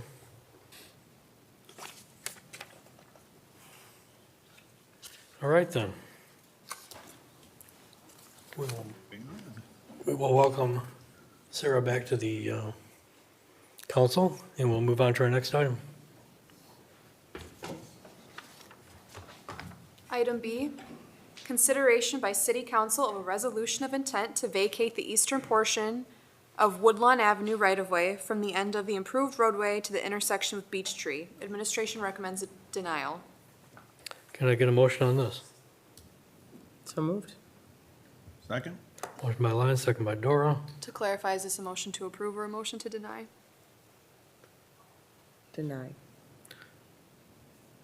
Yeah, thought that's get- what we were voting on. Okay, I guess that wasn't clear. So is okay. Well, Aaron, this is your motion. Is it a motion to deny? Correct. Okay. Okay, motion to deny this resolution of intent. And Dora, Mike, that was your understanding as well? Yeah. That Okay. was All my right. thoughts. So, Dana, is this yours or is this Brian's? It's Okay. Brian's. Brian? Yep. Good evening, Brian Urquhart, City Planner. So the city received a request from Stephen Musial to vacate the easternmost portion of Woodlawn Avenue right-of-way from the end of the improved roadway to the intersection with Beech Tree Street. It's about a distance of 400 feet. The reason for that is when a right-of-way is vacated, the property, it's about 66 feet in wide. The properties get divided halfway between the properties that are there, so they would gain 33 feet in distance, and that would allow, according to the applicant, ability to develop the property to what they have desire to build there. In discussions with especially our Public Works, it was very concluded that, vacating a right-of-way is quite a permanent solution. In this situation, it was realized that because of the ability to accommodate possible future water, sanitary sewer, stormwater, electrical, other needs, is that we would not, even though it isn't an improved roadway, we still would like to continue to have the ability to have that right-of-way entirely instead of just granting an easement. Furthermore, staff was discussing this and that we would encourage the applicant, after really encouraging them to seek other options, exhaust all the remedies before coming before city council or the city requesting a vacation of the right-of-way. And so there was similar cases before where developments have been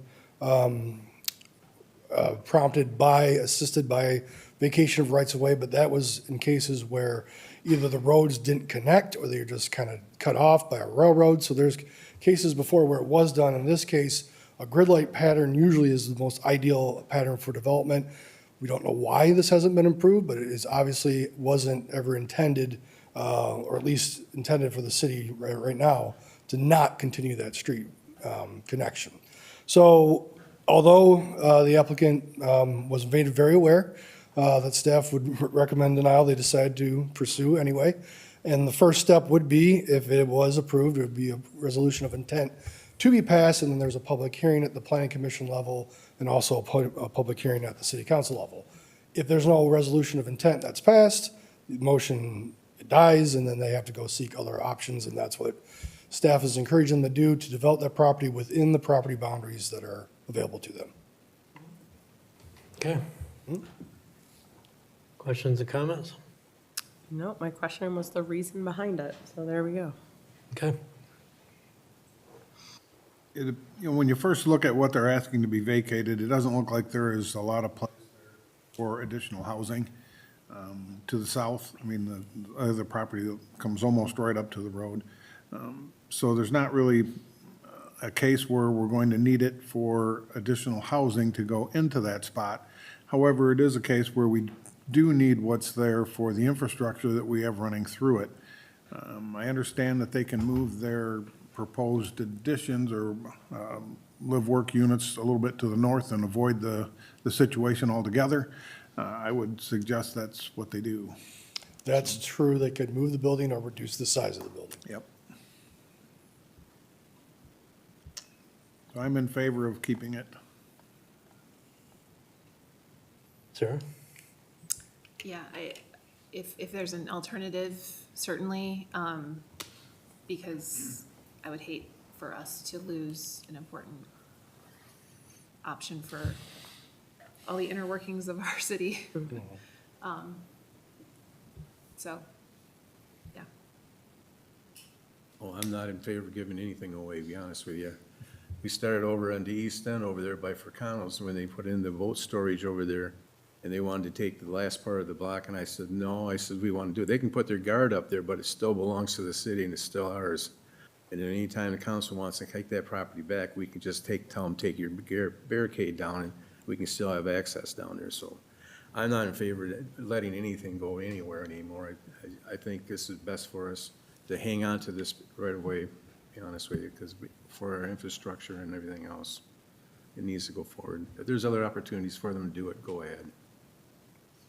Okay. Well, I guess my feeling in the matter is that I'm very protective of the street grid. And I said that before. I think the street grid is resilient and robust and that it provides many options, but in this case, it doesn't connect. So I don't see the street grid there. And I doubt if I'll see that street continue through in my lifetime. I don't really see a lot of reason to do so, but I do respect the idea of a utility easement, or being able to run utilities through there, make sure it's open for that. I guess my thought on this, because it's not a connected piece of the street grid, I wouldn't mind if the planning commission explored that and possibly defined a utility easement and preserve that. And if it's not realistic that we're ever going to actually extend that street, or if that's just someday in the distant future it might happen, I wouldn't object to vacating an unimproved right-of-way, provided we had utility opportunities. So for that reason, I would have agreed to send this to the planning commission. I understand, I sympathize with the ideas that when we have platted road rights of way, that when you give that up, you don't get it back, or it's very hard to get it back. But we have given up roads and road rights of way in the past where it's not likely that would ever be developed as streets. We've done it. I can think of 2 or 3 different places where we've literally vacated those rights of way. And sometimes it makes sense to do that. I think that when there's an existing road, it needs a compelling reason. When there's not an existing road, then it's like, what do we really need that for? If it's for infrastructure, I think we could accommodate that even with a vacation. Because where we vacated alleys and other streets, we require easements to be in place. So for those reasons, I would have said I'd be amenable to letting the planning commission discuss this. The way the ordinance works, the resolution of intent to vacate, it's kind of a misnomer. It doesn't mean we necessarily have that intent, but it's our instructions to the planning commission to hold a public hearing, gather information, come back with a report to council on the advisability of vacating it. And this is the first step in the process. I'm not afraid of that process in this case. Where we've had other streets, like I said, where they've been part of the grid, I've not wanted to go that far. So, like I said, I can see reasons to proceed with this. I can understand the intent of my fellow council members in not wanting to. I guess that's about as much as I can comment on that at this point. Anything else? Ready to vote? Yep. And we're voting to deny. Okay, so the motion is to Voting to deny, deny. so a yes vote would deny, and a no vote would be to not deny. So the no vote is deny. No, a yes vote is to deny. Yes vote is deny. Confuse everybody, Just- Mike. It's not me you're confusing, it's the people on the other end of this radio. So we're voting to deny. So please call the roll. Lyon, Yes. Dora, Yes. Callio, Yes. Fritz, Yes. Manetza. No. So it's denied. Okay. Next item, please. Consideration by City Council of a resolution to approve a new event request from Grand Haven Board of Light and Power to host a 130th anniversary celebration at Lynn Sherwood Waterfront Stadium on September 12, 2026. Administration recommends approval. All right, can I get a motion? So moved? Second? Motion by Fritz, second by Callio, and this is indeed a resolution to approve. In case you're not, in case you're not sure. Okay. So, Brian. Good evening, City Council. Brian Gerose, Waterfront Events Manager for the city. Before you tonight is a request from the Grand Haven Board of Light and Power to host a community celebration at Lynn Sherwood Waterfront Stadium on September 12th, 2026. The event commemorates the Board of Light and Power's 130 years of community ownership while also recognizing America's 250th. The celebration is planned as a free, family-friendly afternoon featuring children's activities, bounce houses, music, complimentary food, a touch truck experience, and utility equipment displays. The event is expected to provide an educational and interactive opportunity for residents to celebrate an important part of Grand Haven's history and the community-owned utility that has served the city for generations. Okay, thank you. Questions, comments? Sound like it's gonna be a good time. Yeah. Can't wait to go. That sounds like a good time. I just want to, like, a couple clarifications in the application. They are using amplified sound because they're using speakers. Yes. Okay, because that's not what it says in the application. And then will there or will there not be tents? Because it said yes in one spot and no in another, and both in one spot. It said yes and no, and I was like, I think they just don't know. And maybe it's whether it's sunny or not, or too hot. I think some or- of that was prepping for September weather. You never Yeah, really know. that's what we do. And I'm fairly certain they all said they were going to be under a certain threshold of needing fire inspection and things like that. Okay. It sounds like a great time. It really does. That was my only note also about the amplified sound, so I was just a little question about that, but otherwise I think it sounds really interesting and fun. Okay. Did the Parks and Rec Board review this? It doesn't say on our agenda. Yes. Yep, they passed it. Okay, so they recommended also? Yes. Okay. All right, any other questions? Call the roll. Fritz, Yes. Callio, Yes. Lyon, Yes. Dora, Yes. Manetza. Yes. Next item. Item D, consideration by City Council of a resolution to approve a new event request from West Side Wave Beach Wrestling Club to host a beach wrestling tournament for area high schoolers at City Beach on August 15, 2026. Parks and Recreation Board recommends approval and administration recommends approval. All right, can I get a motion on this one? So moved. Second. Motion by Keller, second by Dora. Brian? The next item before you tonight is a request from the West Side Wave Wrestling Club to host a new beach wrestling tournament at City Beach on August 15th, 2026. The event will bring together local high school athletes and competitors from across Michigan for a sanctioned competition governed by USA Wrestling and Michigan USA Wrestling, the same organizations that oversee Olympic-style wrestling in Michigan and the United States. The event requires minimal setup consisting of 3 sand wrestling rings and judges' tents with no reserved parking or food service. This event offers a unique opportunity for local athletes while showcasing Grand Haven as a destination for sporting events. Okay. Questions, comments? I wish we had more weekends in the summer, so this wasn't falling on sidewalk sales and Jeet Fest and everything else that's already happening in our city. A little worried about what that means for transportation between the trolley and Harbor Transit. But I'm super excited. I just hope I can see some of it. My brother was a state wrestler. He won states multiple times while he was in high school. And so, I mean, this would be really fun to see. Yeah, I think I agree with you 100% as far as transportation-wise. And like Soccer in the Sand, I would recommend to have them put it on their website to use Harbor Transit for it. That would be very helpful for them, and have a location like they did for Soccer in the Sand, if it's going to be a big event or whatever, that they can pick them up in one spot and drag them back and forth, so they don't have to worry about parking and that. Make sure you make that note to them. It would be very helpful for them. Absolutely. Yeah, they were set up over on Taylor there. So, Yeah, it was right by me. Yep. So is Harbor Transit committed to running a shuttle that weekend? I don't know if it's committed. I know they were looking into Harbor Transit as an opportunity to help get people there. But they're fully aware of the parking situation over there and how busy it can get. That's why they had no expectations of private parking or anything like that. Okay, because I mean, it isn't automatic that there would be a shuttle unless it's been asked for. So we don't really know the status of that? Not right now, no. Okay, well, something to encourage. Any idea, maybe it was in the submittal, how many people they anticipate for this? Hundreds. Hundreds? Every athlete has family that likes to show up, and they said there should be plenty of public interest just from other local athletic groups and other high schools and such. Okay. Well, I think that somebody needs to follow up with Harbor Transit and make sure that they're on board. Will do. Otherwise, it kind of falls apart on us. It is, as Aaron says, every weekend is busy, and we only have just so many of them. And Disappointing. they fill right up, don't they? They do. Anything else? Anyone? Still good to see, though.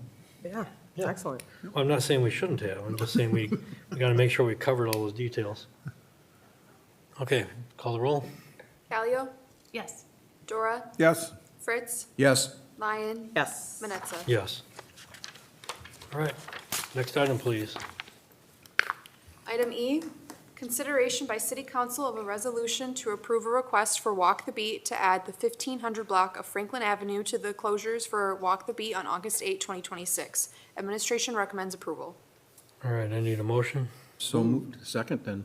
Okay, motion by Dora, second by Fritz. Or whatever. Brian, you're still there. This is the last one, I promise. Okay. Well, there's more items, they're just not yours. Before you tonight is a request from Walk the Beat to expand their event footprint by adding the 1500 block of Franklin Avenue to this year's street closure. This additional closure will provide safer pedestrian access to East Grand River Park, where live music is scheduled as the event continues to grow. Organizers anticipate more than 4,000 visitors this year, and the expanded closure will improve pedestrian safety, reduce conflicts with vehicular traffic, and better accommodate the event's activities without significantly impacting surrounding neighborhoods. Organizers have communicated with residents on the 1500 block of Franklin and have received positive feedback. And this is the only change to the event? Correct. Okay. Okay. Questions, comments? No, I think Walk the Beat is amazing. I sat on the committee for a few years before running for city council and stepped down. But I think it's such a beautiful event for our city. I hope people actually know what the event is for, though, and it really is to raise money for the charity that Walk the Beat actually is. And they actually give away lessons and equipment to students that can't afford it in our community. So for those that think it's just a very cool music event, it is, but it serves a much bigger purpose in our community. I think that this is a great addition to this event. The only thing I would request for this coming year is a day like today, 70 and sunny, and not 95 and sunny as it was last year. It was brutal out there last year, but no, I think this is a really great event, and I'm excited to see it grow.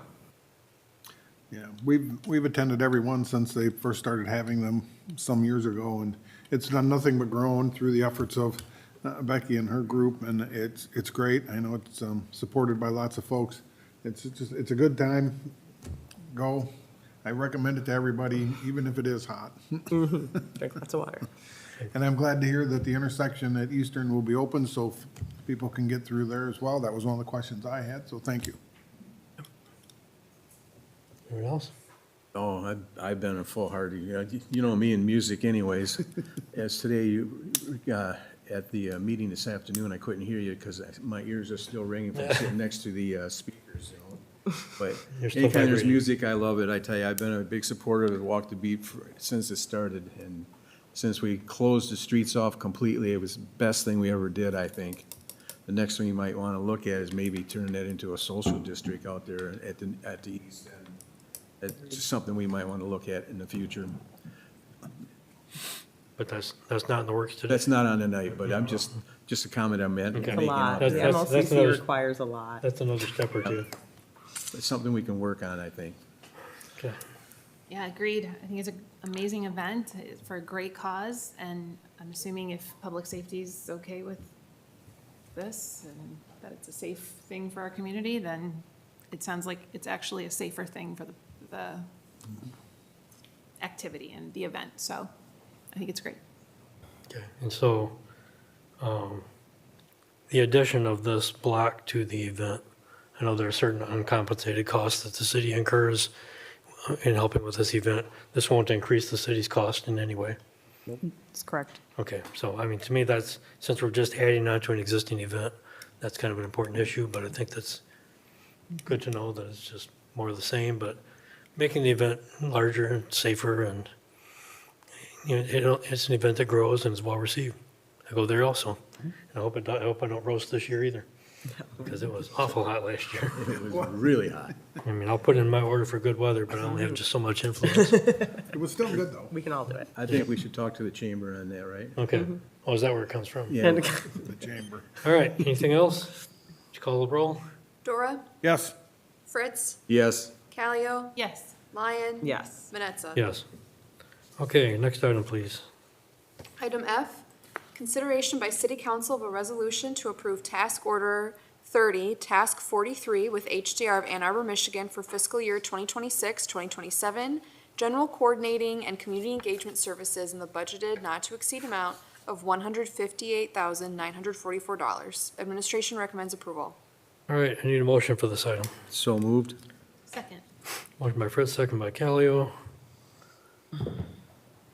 Derek. Good evening, Your Honor. Derek Gatis, Project Management Director for the City Council. This is just our general cost for the project with HDR. We have website costs in there, general meeting notes, or general meeting, biweekly meeting updates, and any of the PFAS stuff that we deal with. So we split this cost a few years ago. This is just our portion. Yeah, we've split it up into our fiscal year. I think it was last year was our first year to make sure we kept our fiscal year. So I know we just started, but it's July 6th. This is for this year. It is down a little bit just because we moved some of it into the public engagement that you'll consider. I think it's the last one. You'll consider later in the agenda. So down a little bit from last year, and I think HDR is doing a great job. So. Okay, questions? I know that we're going to be talking about this soon, but the fact that these are two things very close together, but separated by one item in the middle. In reading through this, so much of it seems like both of these things overlap a little bit. And I guess I'm trying to figure out where like the amount of website hours, like for a website that's already built, I think it's an insane amount of website hours to be spending on updating things. And I can't imagine somebody spending 8 full weeks updating our website, this website, which is what the hours they're looking at are between these two things. So I'm just trying to figure out where, like, you know, what is actually, like, how do these two things go together and how are they actually separate? And how does it seem like we're not paying for some things twice? Sure. So the general stuff is the general website updates. It's not to exceed. So if we don't spend it, if they don't work on it, we won't spend it. We haven't typically went and spent all, every dime of that. In this case, the 158 every year, we're underneath that. So it gives us the opportunity. We actually just completed, and it went live June 29th, a huge website update that I guess just refreshing some things, but also a lot of people read on their phones. They call it like ADA access. So they refreshed the website. I didn't get a newsletter out or information, but they've been working on it for the last 3 months. But it is not to exceed. So if we don't use it, we're good. The other website stuff is actually to conduct some of the public interaction we're going to add to the website for the alternative analysis to engage. So not only are we going to have a public engagement in person, but we're also going to have some surveying and an online, let's say, open house, if you will. So that's where it was one of those things where when I asked HDR 6 months ago or 9 months ago, hey, how else do we engage? And they suggested one of these online public open houses with an actual survey. So there's a lot of costs associated with developing that and integrating it. So they are two different ones. We'll make sure of that. I appreciate the explanation. I would like to second your concerns, though, on the website costs, because I was shook. I think our entire budget for the new city website is 20 grand that we'll be building, so I was very surprised by that number, particularly because it's an informative website.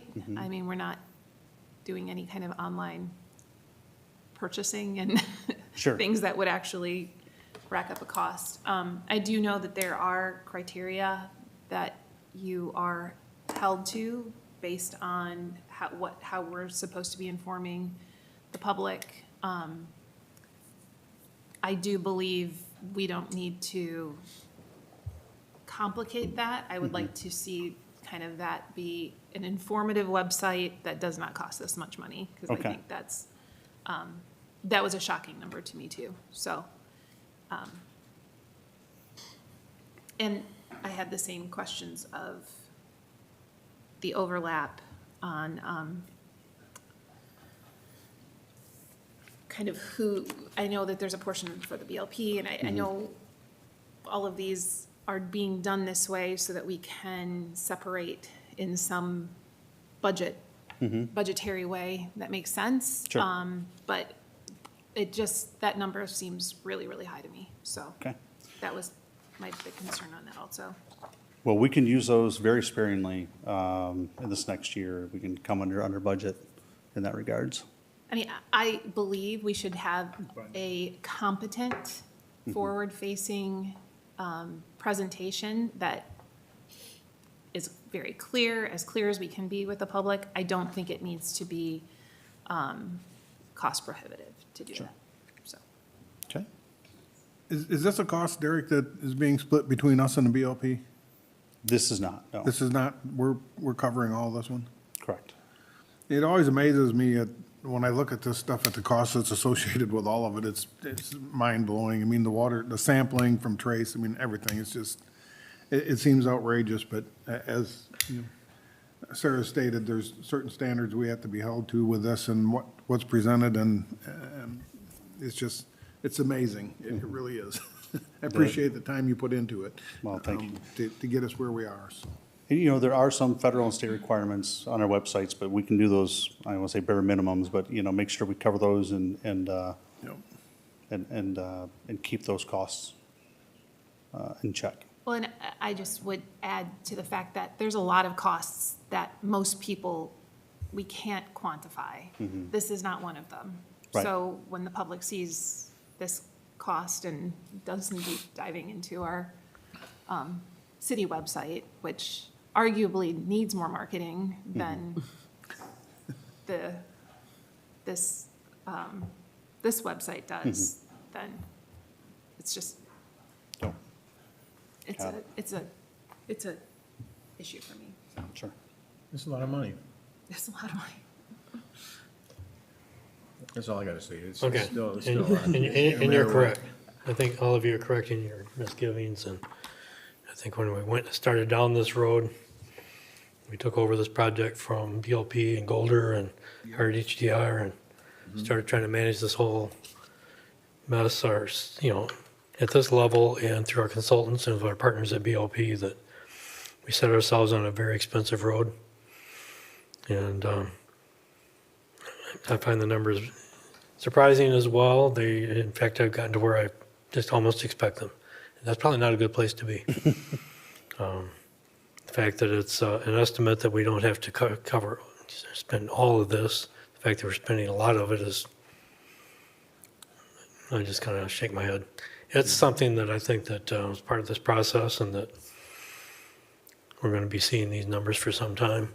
The community engagement, maybe not so much, but the sampling and some of the other pieces. Once we start evaluating the remediation alternatives, there'll be a lot more of this, and that's going to go on for months and years. So, all the misgivings I might have about the amount of money, it's really just, about all I can do is just say, okay, this is what we got, and this is how we have to deal with it. And we hire consultants who are leading us down the road to ultimate remediation. Now, this one is community engagement and getting some advice from the community and getting our website so everybody's well informed. And so it's all stuff that needs to be done.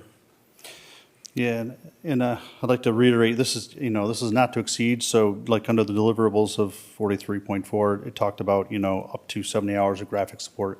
If we don't need that, then we won't be spending those dollars. 4 press releases, 2 stakeholder meetings, all those things associated with that engagement. If we decide that we don't need that, or, the time isn't warranted or whatever, we won't be billed for those. But it's hard for me to come back and ask you, hey, let's go have a public meeting and give me, a certain amount of money. So this is the annual cost we think that, the maximum we would need for the year to cover what we believe, you want to engage the public. And, of course, just project management support, so. So how have we done in the past on not to exceed? Have we generally been below? I don't think we've been over on any of them, but I will give you a report on that, actually, just thinking I that's didn't in ask my you if we were mind. I over. know we're below Okay. almost every one of them. I think there was only one task, not a task order, that we went over. Okay. Well, the question wasn't, did we go over? The question is, have we ever been under? Oh, yes. By any substantial amount? Yes, but that's a great question. Now, let me get that kind of report to you to see how much It's we've kind of authorized. salve on the wounds here, where you say, well, it's not to exceed, so you don't have to spend it all. But what's their track record on that? So if you could give us some information, that would probably make us a little bit, give us better consolation on this.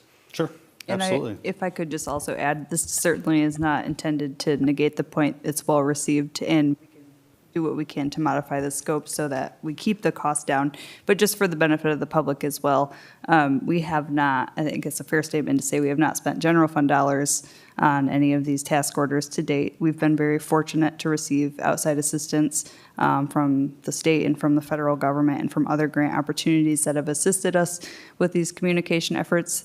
That's not to dismiss the fact that it is very expensive and costly, and we can certainly look to reduce the scope in a way that makes sense for the project. But just the hopefully added comfort of the city's budget, that's why it's a $20,000 expense, because that is general fund dollars, but we've been very fortunate and successful in receiving outside funding to go towards this as well. All right, and we'll need a lot more of that money. Correct. Because there's remediation that still has to be done.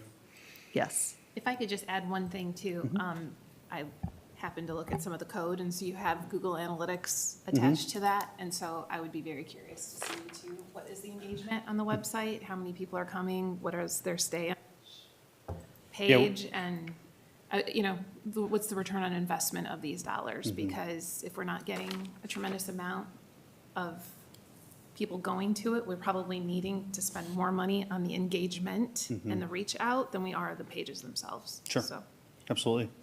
I know the last one that they had at Central Park Place downstairs was very well attended, I thought, when I went for it, and very informative as well, with a lot of the stuff that they were pointing out, so be good to know, though.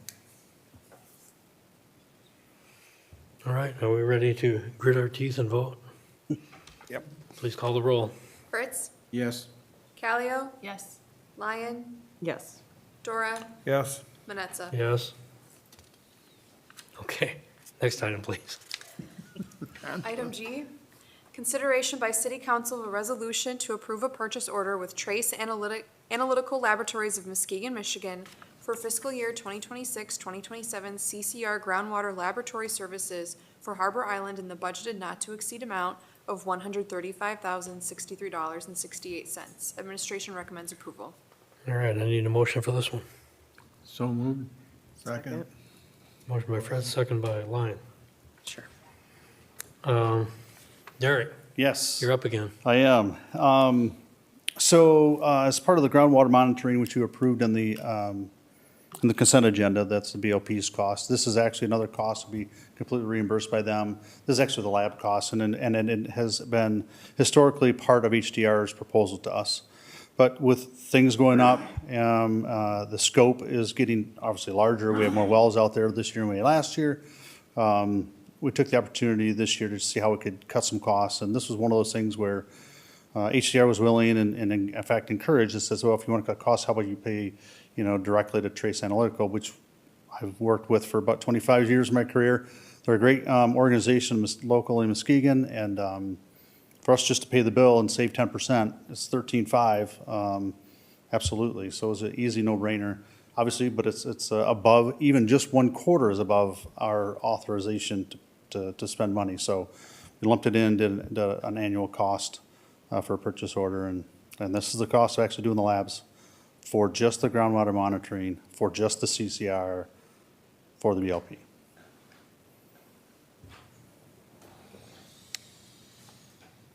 Anyone? Yeah, I worked with them for over 30 years in previous life, and they're great people. Yeah, they do a great job, great work, never had really any problems with them.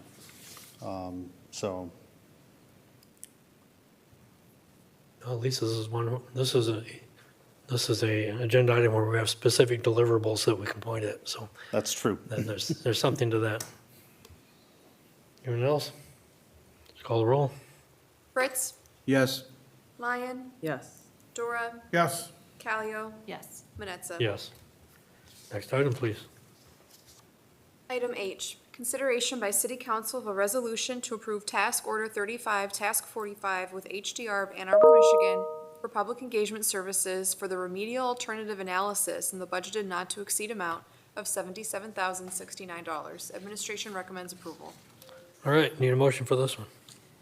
So moved. Second. Okay, motion by Lyon, second by Callio. Okay, Derek, it's you again. All right, I'm up again. The last one, I promise. Forever? So with the direction of City Council and the Board of Light and Power, historically to, let's say, over-engage the public on the alternatives, we're getting there, and you will see those very shortly. And then we get to engage the public with that. There are some legal requirements to engage the public, and we did some fine tuning with this task order after it was first proposed, added a task 45.4, the town hall. That is strictly the requirement for the BLP and the CCR requirements. And so that came out of the general engagement services because we were going to have a town hall, or we plan on having at least one. So that came out, was put in here. It's really to satisfy those requirements. And then the rest of it, again, is talking about the survey, online meeting, and of course, communications, graphic support.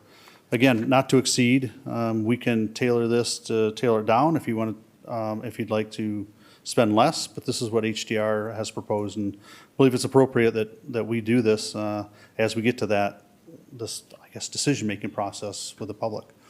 So this will start in July here and end up in January with, well, actually December with hopefully a resolution by council in a direction for the alternative. So we're finally going to get there We are. after all these years. Comments, questions? I mean, really, it's just the same comments reiterated from earlier about like the hours spent, I guess. Is a survey required? It's not. Okay, No. I'm just wondering how successful that is in our town. We have shown that very few people respond to surveys, and it ends up being a very small portion of the community that even, pays attention to that and does that. Not that I think maybe that'll be a way to get people engaged in that website. I'm just wondering if that's really the best use of our time, effort, and energy when we've seen so little already in surveys before.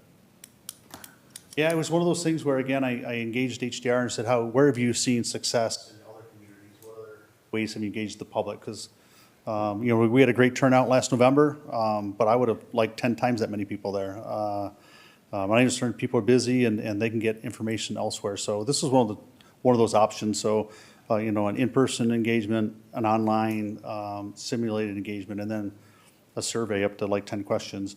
That obviously haven't been developed, but, and I don't know what the experience with the city is on the overall survey success.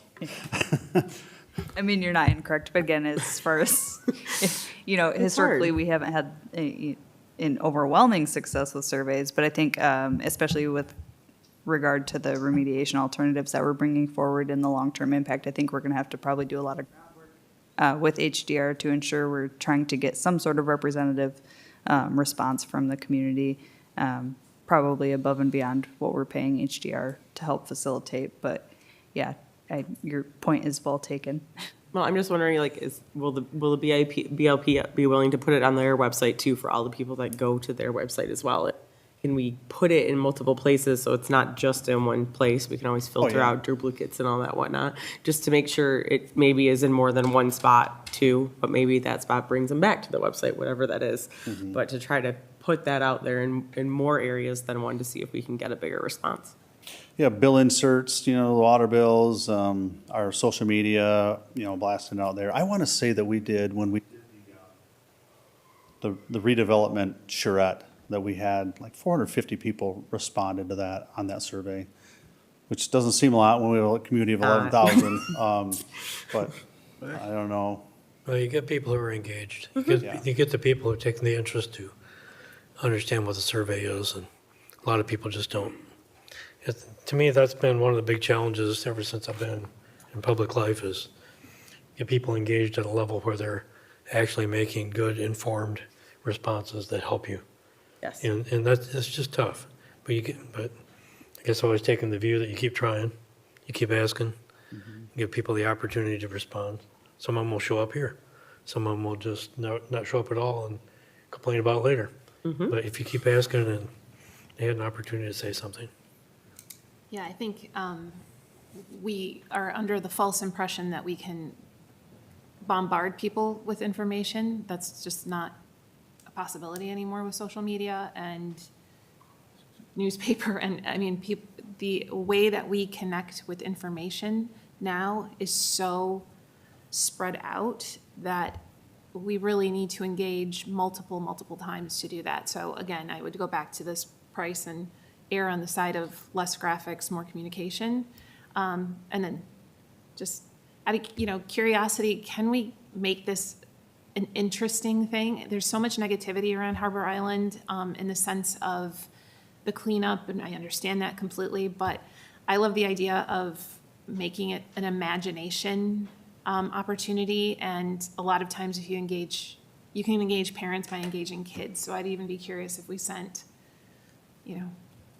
a worksheet to the elementary schools and said, what would your dream be for the kids to come up with something amazing? And that tends to engage parents and young families and our community, because it really is a Grand Haven City structure, but it's our waterfront, and a lot of people will will see it. So I would love to have it be a really positive, imaginative experience for people to be able to kind of finally look forward with it. So that's my input.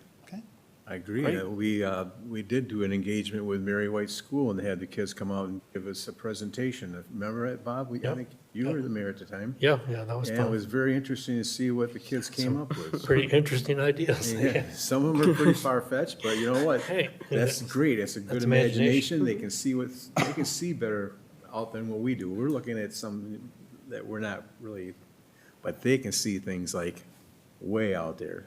So I agree, getting kids involved, the parents and everybody else. But the opportunity as far as the survey and that, yeah, we don't get a lot of turnouts, but it still gives the people opportunity. But you're right, open it up to a bunch of other, but not just a survey.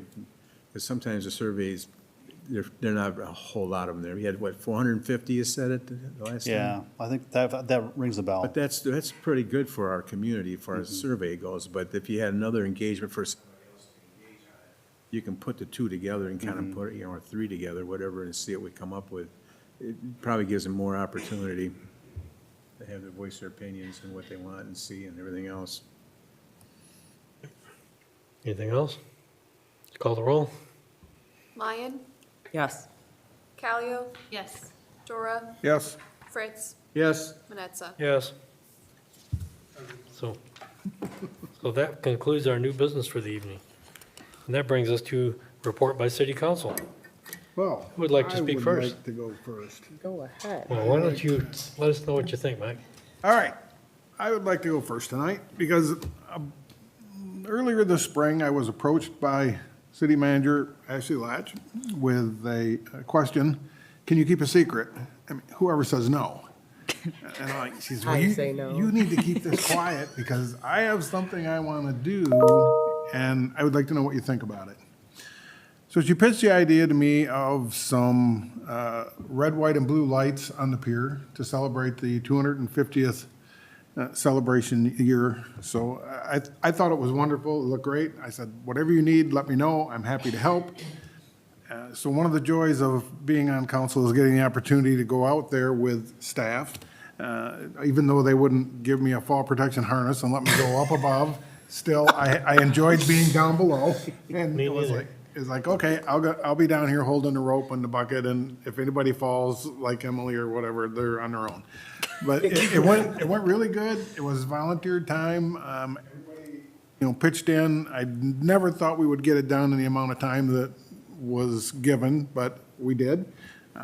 Between, the mayor, myself, and city staff, and Ashley and Dana, and everybody who was there, it was accomplished. All I have heard is great things about it, how wonderful it looked. So, with that in mind, there has been, with the Lighthouse Conservancy, they have come up with a T-shirt that looks something like this. Oh, that's great. Very nice. Beautiful. That is available out at the Lighthouse. They have 100 of them and ordered 100 more. And who would like that look good on? Yeah, I wonder who this would actually look really good on. Probably you. So, congratulations. Appreciate it very much.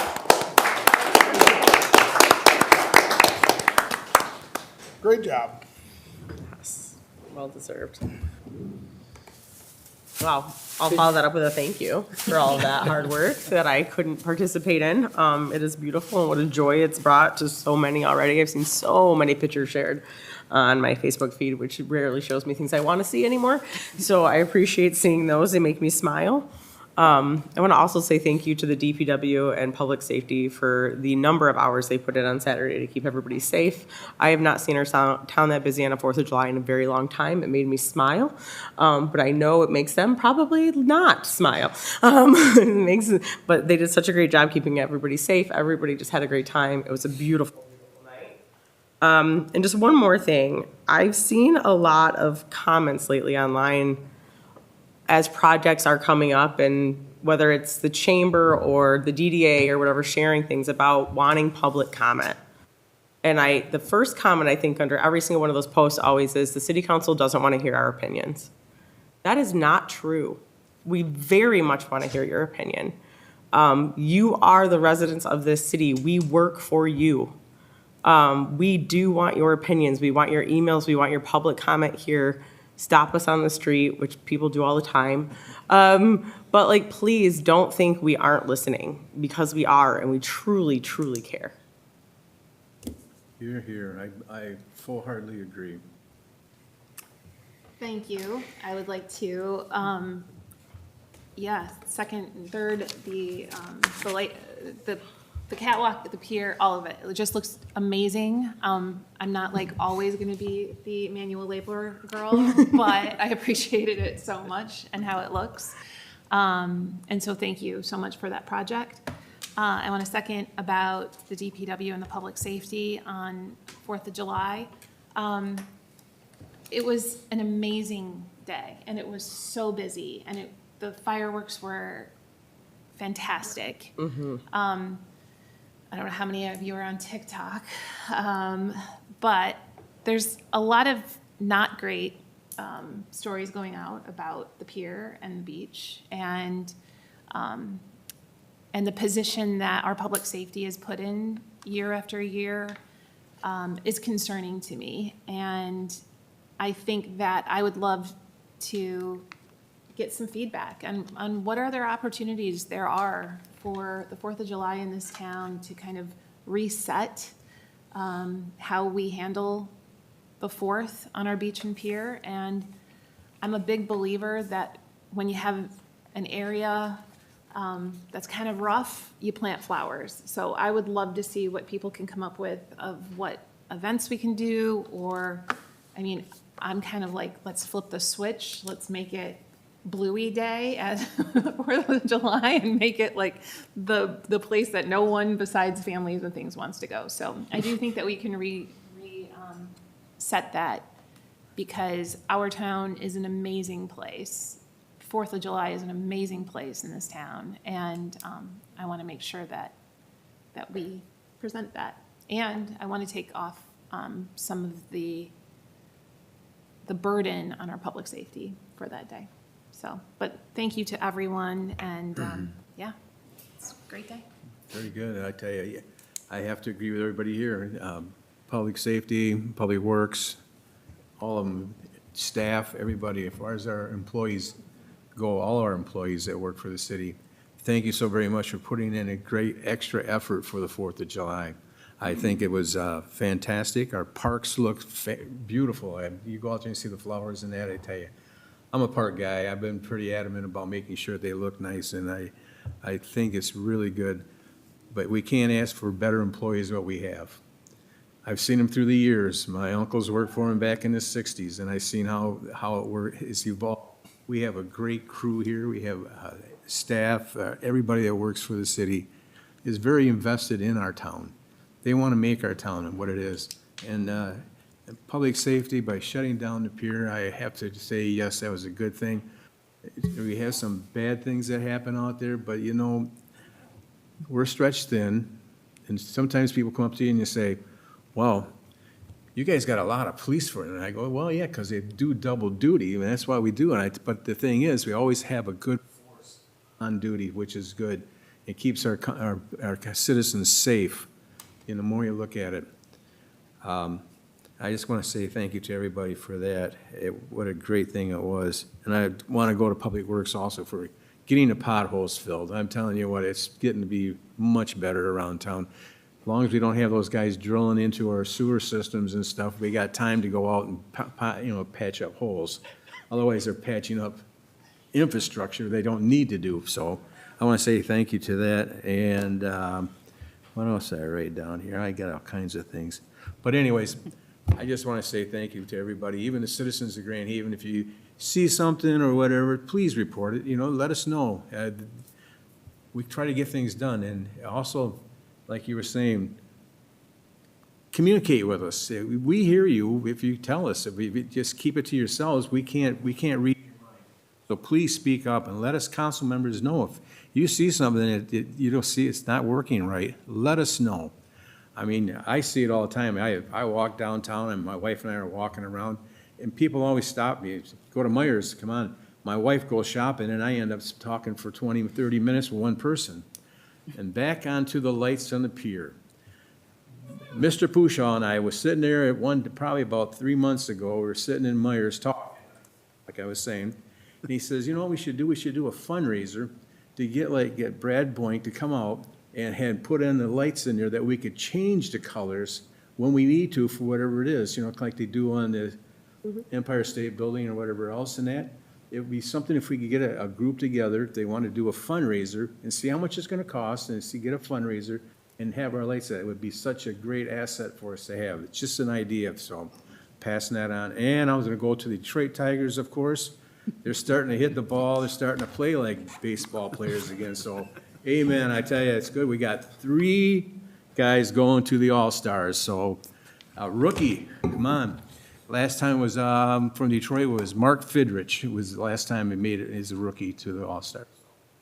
Hey, back. We're only 7 games out, I think it is now. So, still got an opportunity if they just keep swinging, but who knows? But it's Detroit Tigers. All right. Red and green. Christmas. Yeah. I just wanted to address a couple of things as well. I appreciate the comments around council. The structure of these meetings is such that we have 2 calls to the audience, and we do hear what people say. I make notes. Everybody makes notes. Staff makes notes. We hear what's been said. We understand it. We take it seriously. But the setup of the meeting is such that we hear that. That's the public's time to speak to us, and we don't have a response. We're not going to get into a discussion about the merits of the comments, but we hear them, and if there's something we can address, we sometimes have follow-up, sometimes there's not. Sometimes we take it as the opinion of the public that we should be aware of.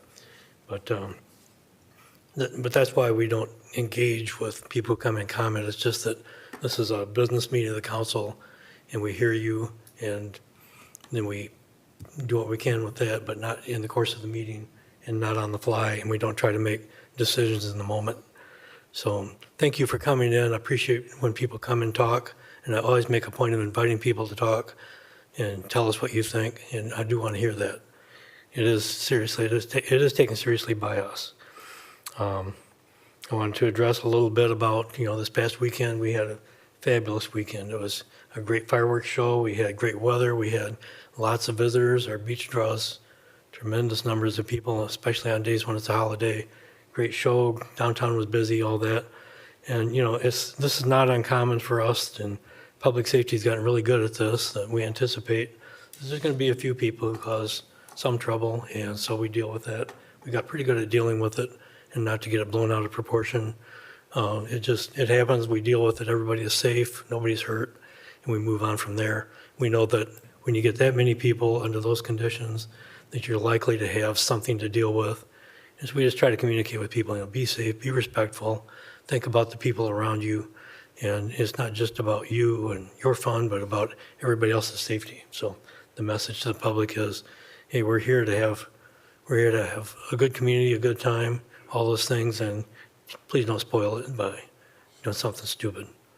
So what things that happened like on the beach last Saturday, well, we kind of roll with that, we deal with it, and then we move on, and hopefully people learn their lessons. We did shut the pier down in advance early before anything happened, and that was a good move. You can't really do that with a state park beach, but you stay on top of it so it doesn't get out of hand, and we're pretty good at that. Our public safety folks are pretty good at anticipating the problem and not letting it get away from them so that nobody gets hurt. You might get a little bit of bad press, but I think we deserve good press for the way we handle it. So good for you guys. Now I just want to briefly comment on, we did a resolution allowing a public parking lot to be used by the Eagles during Coast Guard Festival. And yes, it took away some of the parking that people desperately need for businesses around there, for employees, for customers and such. And it's at a premium. It's for this year. It's something that, because of the construction at the hotel, we anticipate it won't be that way next year. We'll have a year to make sure that we have a better plan in place instead of trying to deal with it kind of in a hurry and on the fly, and just make sure that Eagles have a place to do their thing and their fundraising, and nobody else is completely without parking, but yeah, it does hurt And we understand that hurts and that there's going to be some sacrifice. Hopefully, I heard the comment that nobody's been able to talk to the Eagles. I don't know if that's the case. I don't know if that's how hard that's been pursued, and really, I haven't been part of that conversation, but hopefully everybody can communicate and arrange something. They're obviously not going to tear down their entire setup for parking when they're not playing, but I'm sure that they can accommodate in some way. So it's just a matter of everybody has to work together. We're all in this together. Hopefully next year will be better than this. So I just encourage everybody to listen to each other and do what you can. And that's pretty much all I've got. So I'll turn it over to Ashley. Okay, thank you. And I do appreciate you guys keeping that secret for several months, because I think you did a far better job than I did. I got a little too excited, I think, telling people. But I think, again, case in point with all of the attention it's getting publicly, it was just a really awesome collaboration with community partners, with OAV, who helped us make that vision a reality, with the DDA, with the Visitors Bureau, with the Lighthouse Conservancy, all the people who did have the heads up on it and assisted us in coming together to get that accomplished. So I do appreciate that. And I do envision that as a Good Morning America thing. So if there's any assistance in spamming Ginger Z with me, I would appreciate that as well. But that was fun. And I do appreciate your commentary about staff as well. Our Public Works Department, our seasonal staff, our public safety put in an excessive amount of hours to facilitate events like the 4th of July. And I think, again, the positive outcomes are solely a reflection of that. So I do appreciate your comments on that front. And we do continue to, Mayor, to your point, to meet with the Eagles and discuss opportunities to maintain the most amount of parking throughout the event. So we'll look to update the neighboring businesses on that front as we go forward. And I believe that is all, as I hope the chair of our Human Relations Commission will stand up at public comment to highlight our town hall that's coming up. All right. And that is all I have. Okay, well, coincidentally enough, that brings us to our, losing my pages. I believe that brings us to our last call to the audience. So, at this point, please give us your name, address, and you have 3 minutes of speaking time, and we will not have a response at this time. You hear me? Tracy Riley, 412 Slayton. I'm the Executive Director of the Coast Guard Festival. Thanks, Ashley. Ashley threw a challenge down to me today about the fireworks, so we're going to try to see what we can do, but thank you. The Grand Haven Coast Guard Festival, as most of you know, our mission is to honor and celebrate the men and the women in the United States Coast Guard. The festival brings in several 100,000 people every year. Festival throws many events ourselves, but in addition, many of our local organizations throw events because it's a great time to do that, and it makes it usually their biggest fundraiser of the year. And we appreciate that because we know that that all comes back to the community as well, and we love working with those organizations. I do have concerns about the Eagles beer tent this year. Many of you may not know, toward the end of the week, our official party comes in, our distinguished guests, Commandant from headquarters, our senior officers, awardees that we have come in, and honorees. To include this year, we have the families of 2 fallen Coast Guard members that will be here for Coast Guard Festival.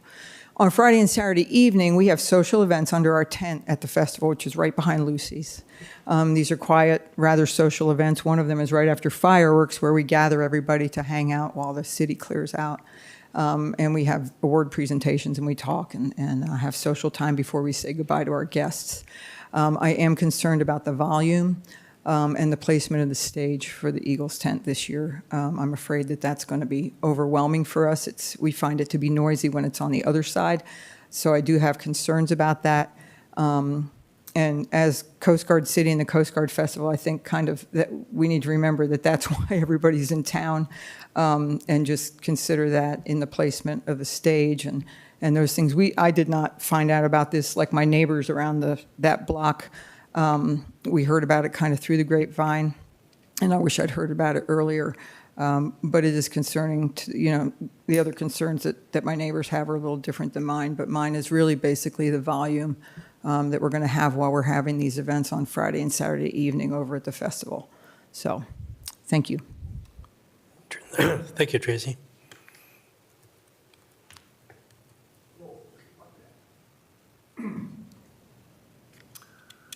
Jeffrey Miller, 1120 South Harbor Drive. This is sort of a follow-up to my earlier statements with regard to Save the Forest. It's sort of directed really at council. Council has sort of two jobs with the beginning of this new fiscal year. At a macro level, you need to keep your eyes open on the big prize, the long-term projects. And on a week-to-week basis and at your biweekly meetings, it's at a micro level. And I applaud council for going through a long docket and identifying challenges or issues that come up, like with HDR and the number of hours associated with social media costs. So it's good to dissect small things to make day-by-day operations smoother. At the macro level, the city has really four challenges. Fortunately, one of them was addressed with the passage of the 2 millages last fall for public safety. So public safety seems to be in a pretty good position right now, thanks to the support of the voters of Grand Haven. We still have, obviously, Harbor Island, which is a big problem. And you're addressing it and looking at it, and there's money set aside for it, though it will be costly to the tunes of hundreds of thousands of dollars on a biweekly basis and millions of dollars long-term. You also have the unfunded pension liability issue, which isn't mentioned, but needs to be part of the macro level consideration that needs to be addressed by council. And I think you folks are aware of it, and you're addressing it, even though it doesn't come up for discussion every time. The fourth pillar that I would bring forth again is our urban forest. And to staff's credit, they were able to allocate some monies for that $30,000 goal that was reached that Dr. Burns presented earlier at the work session. So it was a public-private partnership, so there's public monies and there's some private monies. But long-term, there are going to be additional costs, and while I think the private sector will be able to step up and will have fundraisers and will do as much outreach as possible, even though your budget is tight, I would like you to, again, look to see through imagination or due diligence if there's additional monies that can be supported to help an outstanding advocate and agent of change, Dr. Burns, in his efforts, along with Ashley and the folks within forestry, to save our canopy in a long-term basis. And this is not going to be a one-day project, 1 month, 1 year. This is going to be as long-term initiative as Harbor Island. So don't forget about our trees. Thank you. All right, thank you. So was Lita going to come up? Okay.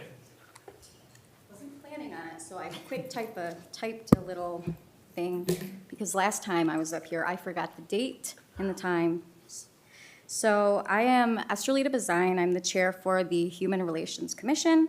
We have an upcoming community listening event, and it is in response to the incident that happened at Murphy's Emporium. As a commission, we did want to let public know that we have heard you, and we are responding to the best of our ability and within our parameters as the commission. We have invited individuals from Ethnic Lakeshore Alliance, Women of Color Who Give, Grand Haven Area Public School Board, and others to be a panel and to answer some general questions. Questions would be similar to what strengthened our community, as well as how has this event or future events similar to this one would impact our community as a whole. If you are interested in being a panelist, please email the Human Relations Commission through the city website, and I will get in contact with you. We understand that this was short notice, but because of all the city events, as well as our own personal schedules, we did our best to try to get this out quickly and make this a priority for our community. Our goal is to unite our community and be welcoming for everyone. The date for this event is Tuesday, July 14th at 6:30 to 8:30 p.m. at Central Park Place. We hope you will join us in creating a loving and welcoming community. Thanks. Thank you, Lita. Thank you for what you do. Thank you. Anyone else?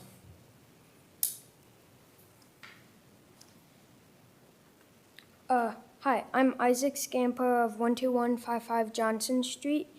I am a Boy Scout and I am working on the Communications Merit Badge. And this meeting was a big help for one of my requirements. So thank you. Right. Well, thank you for coming and for listening, and you are our future.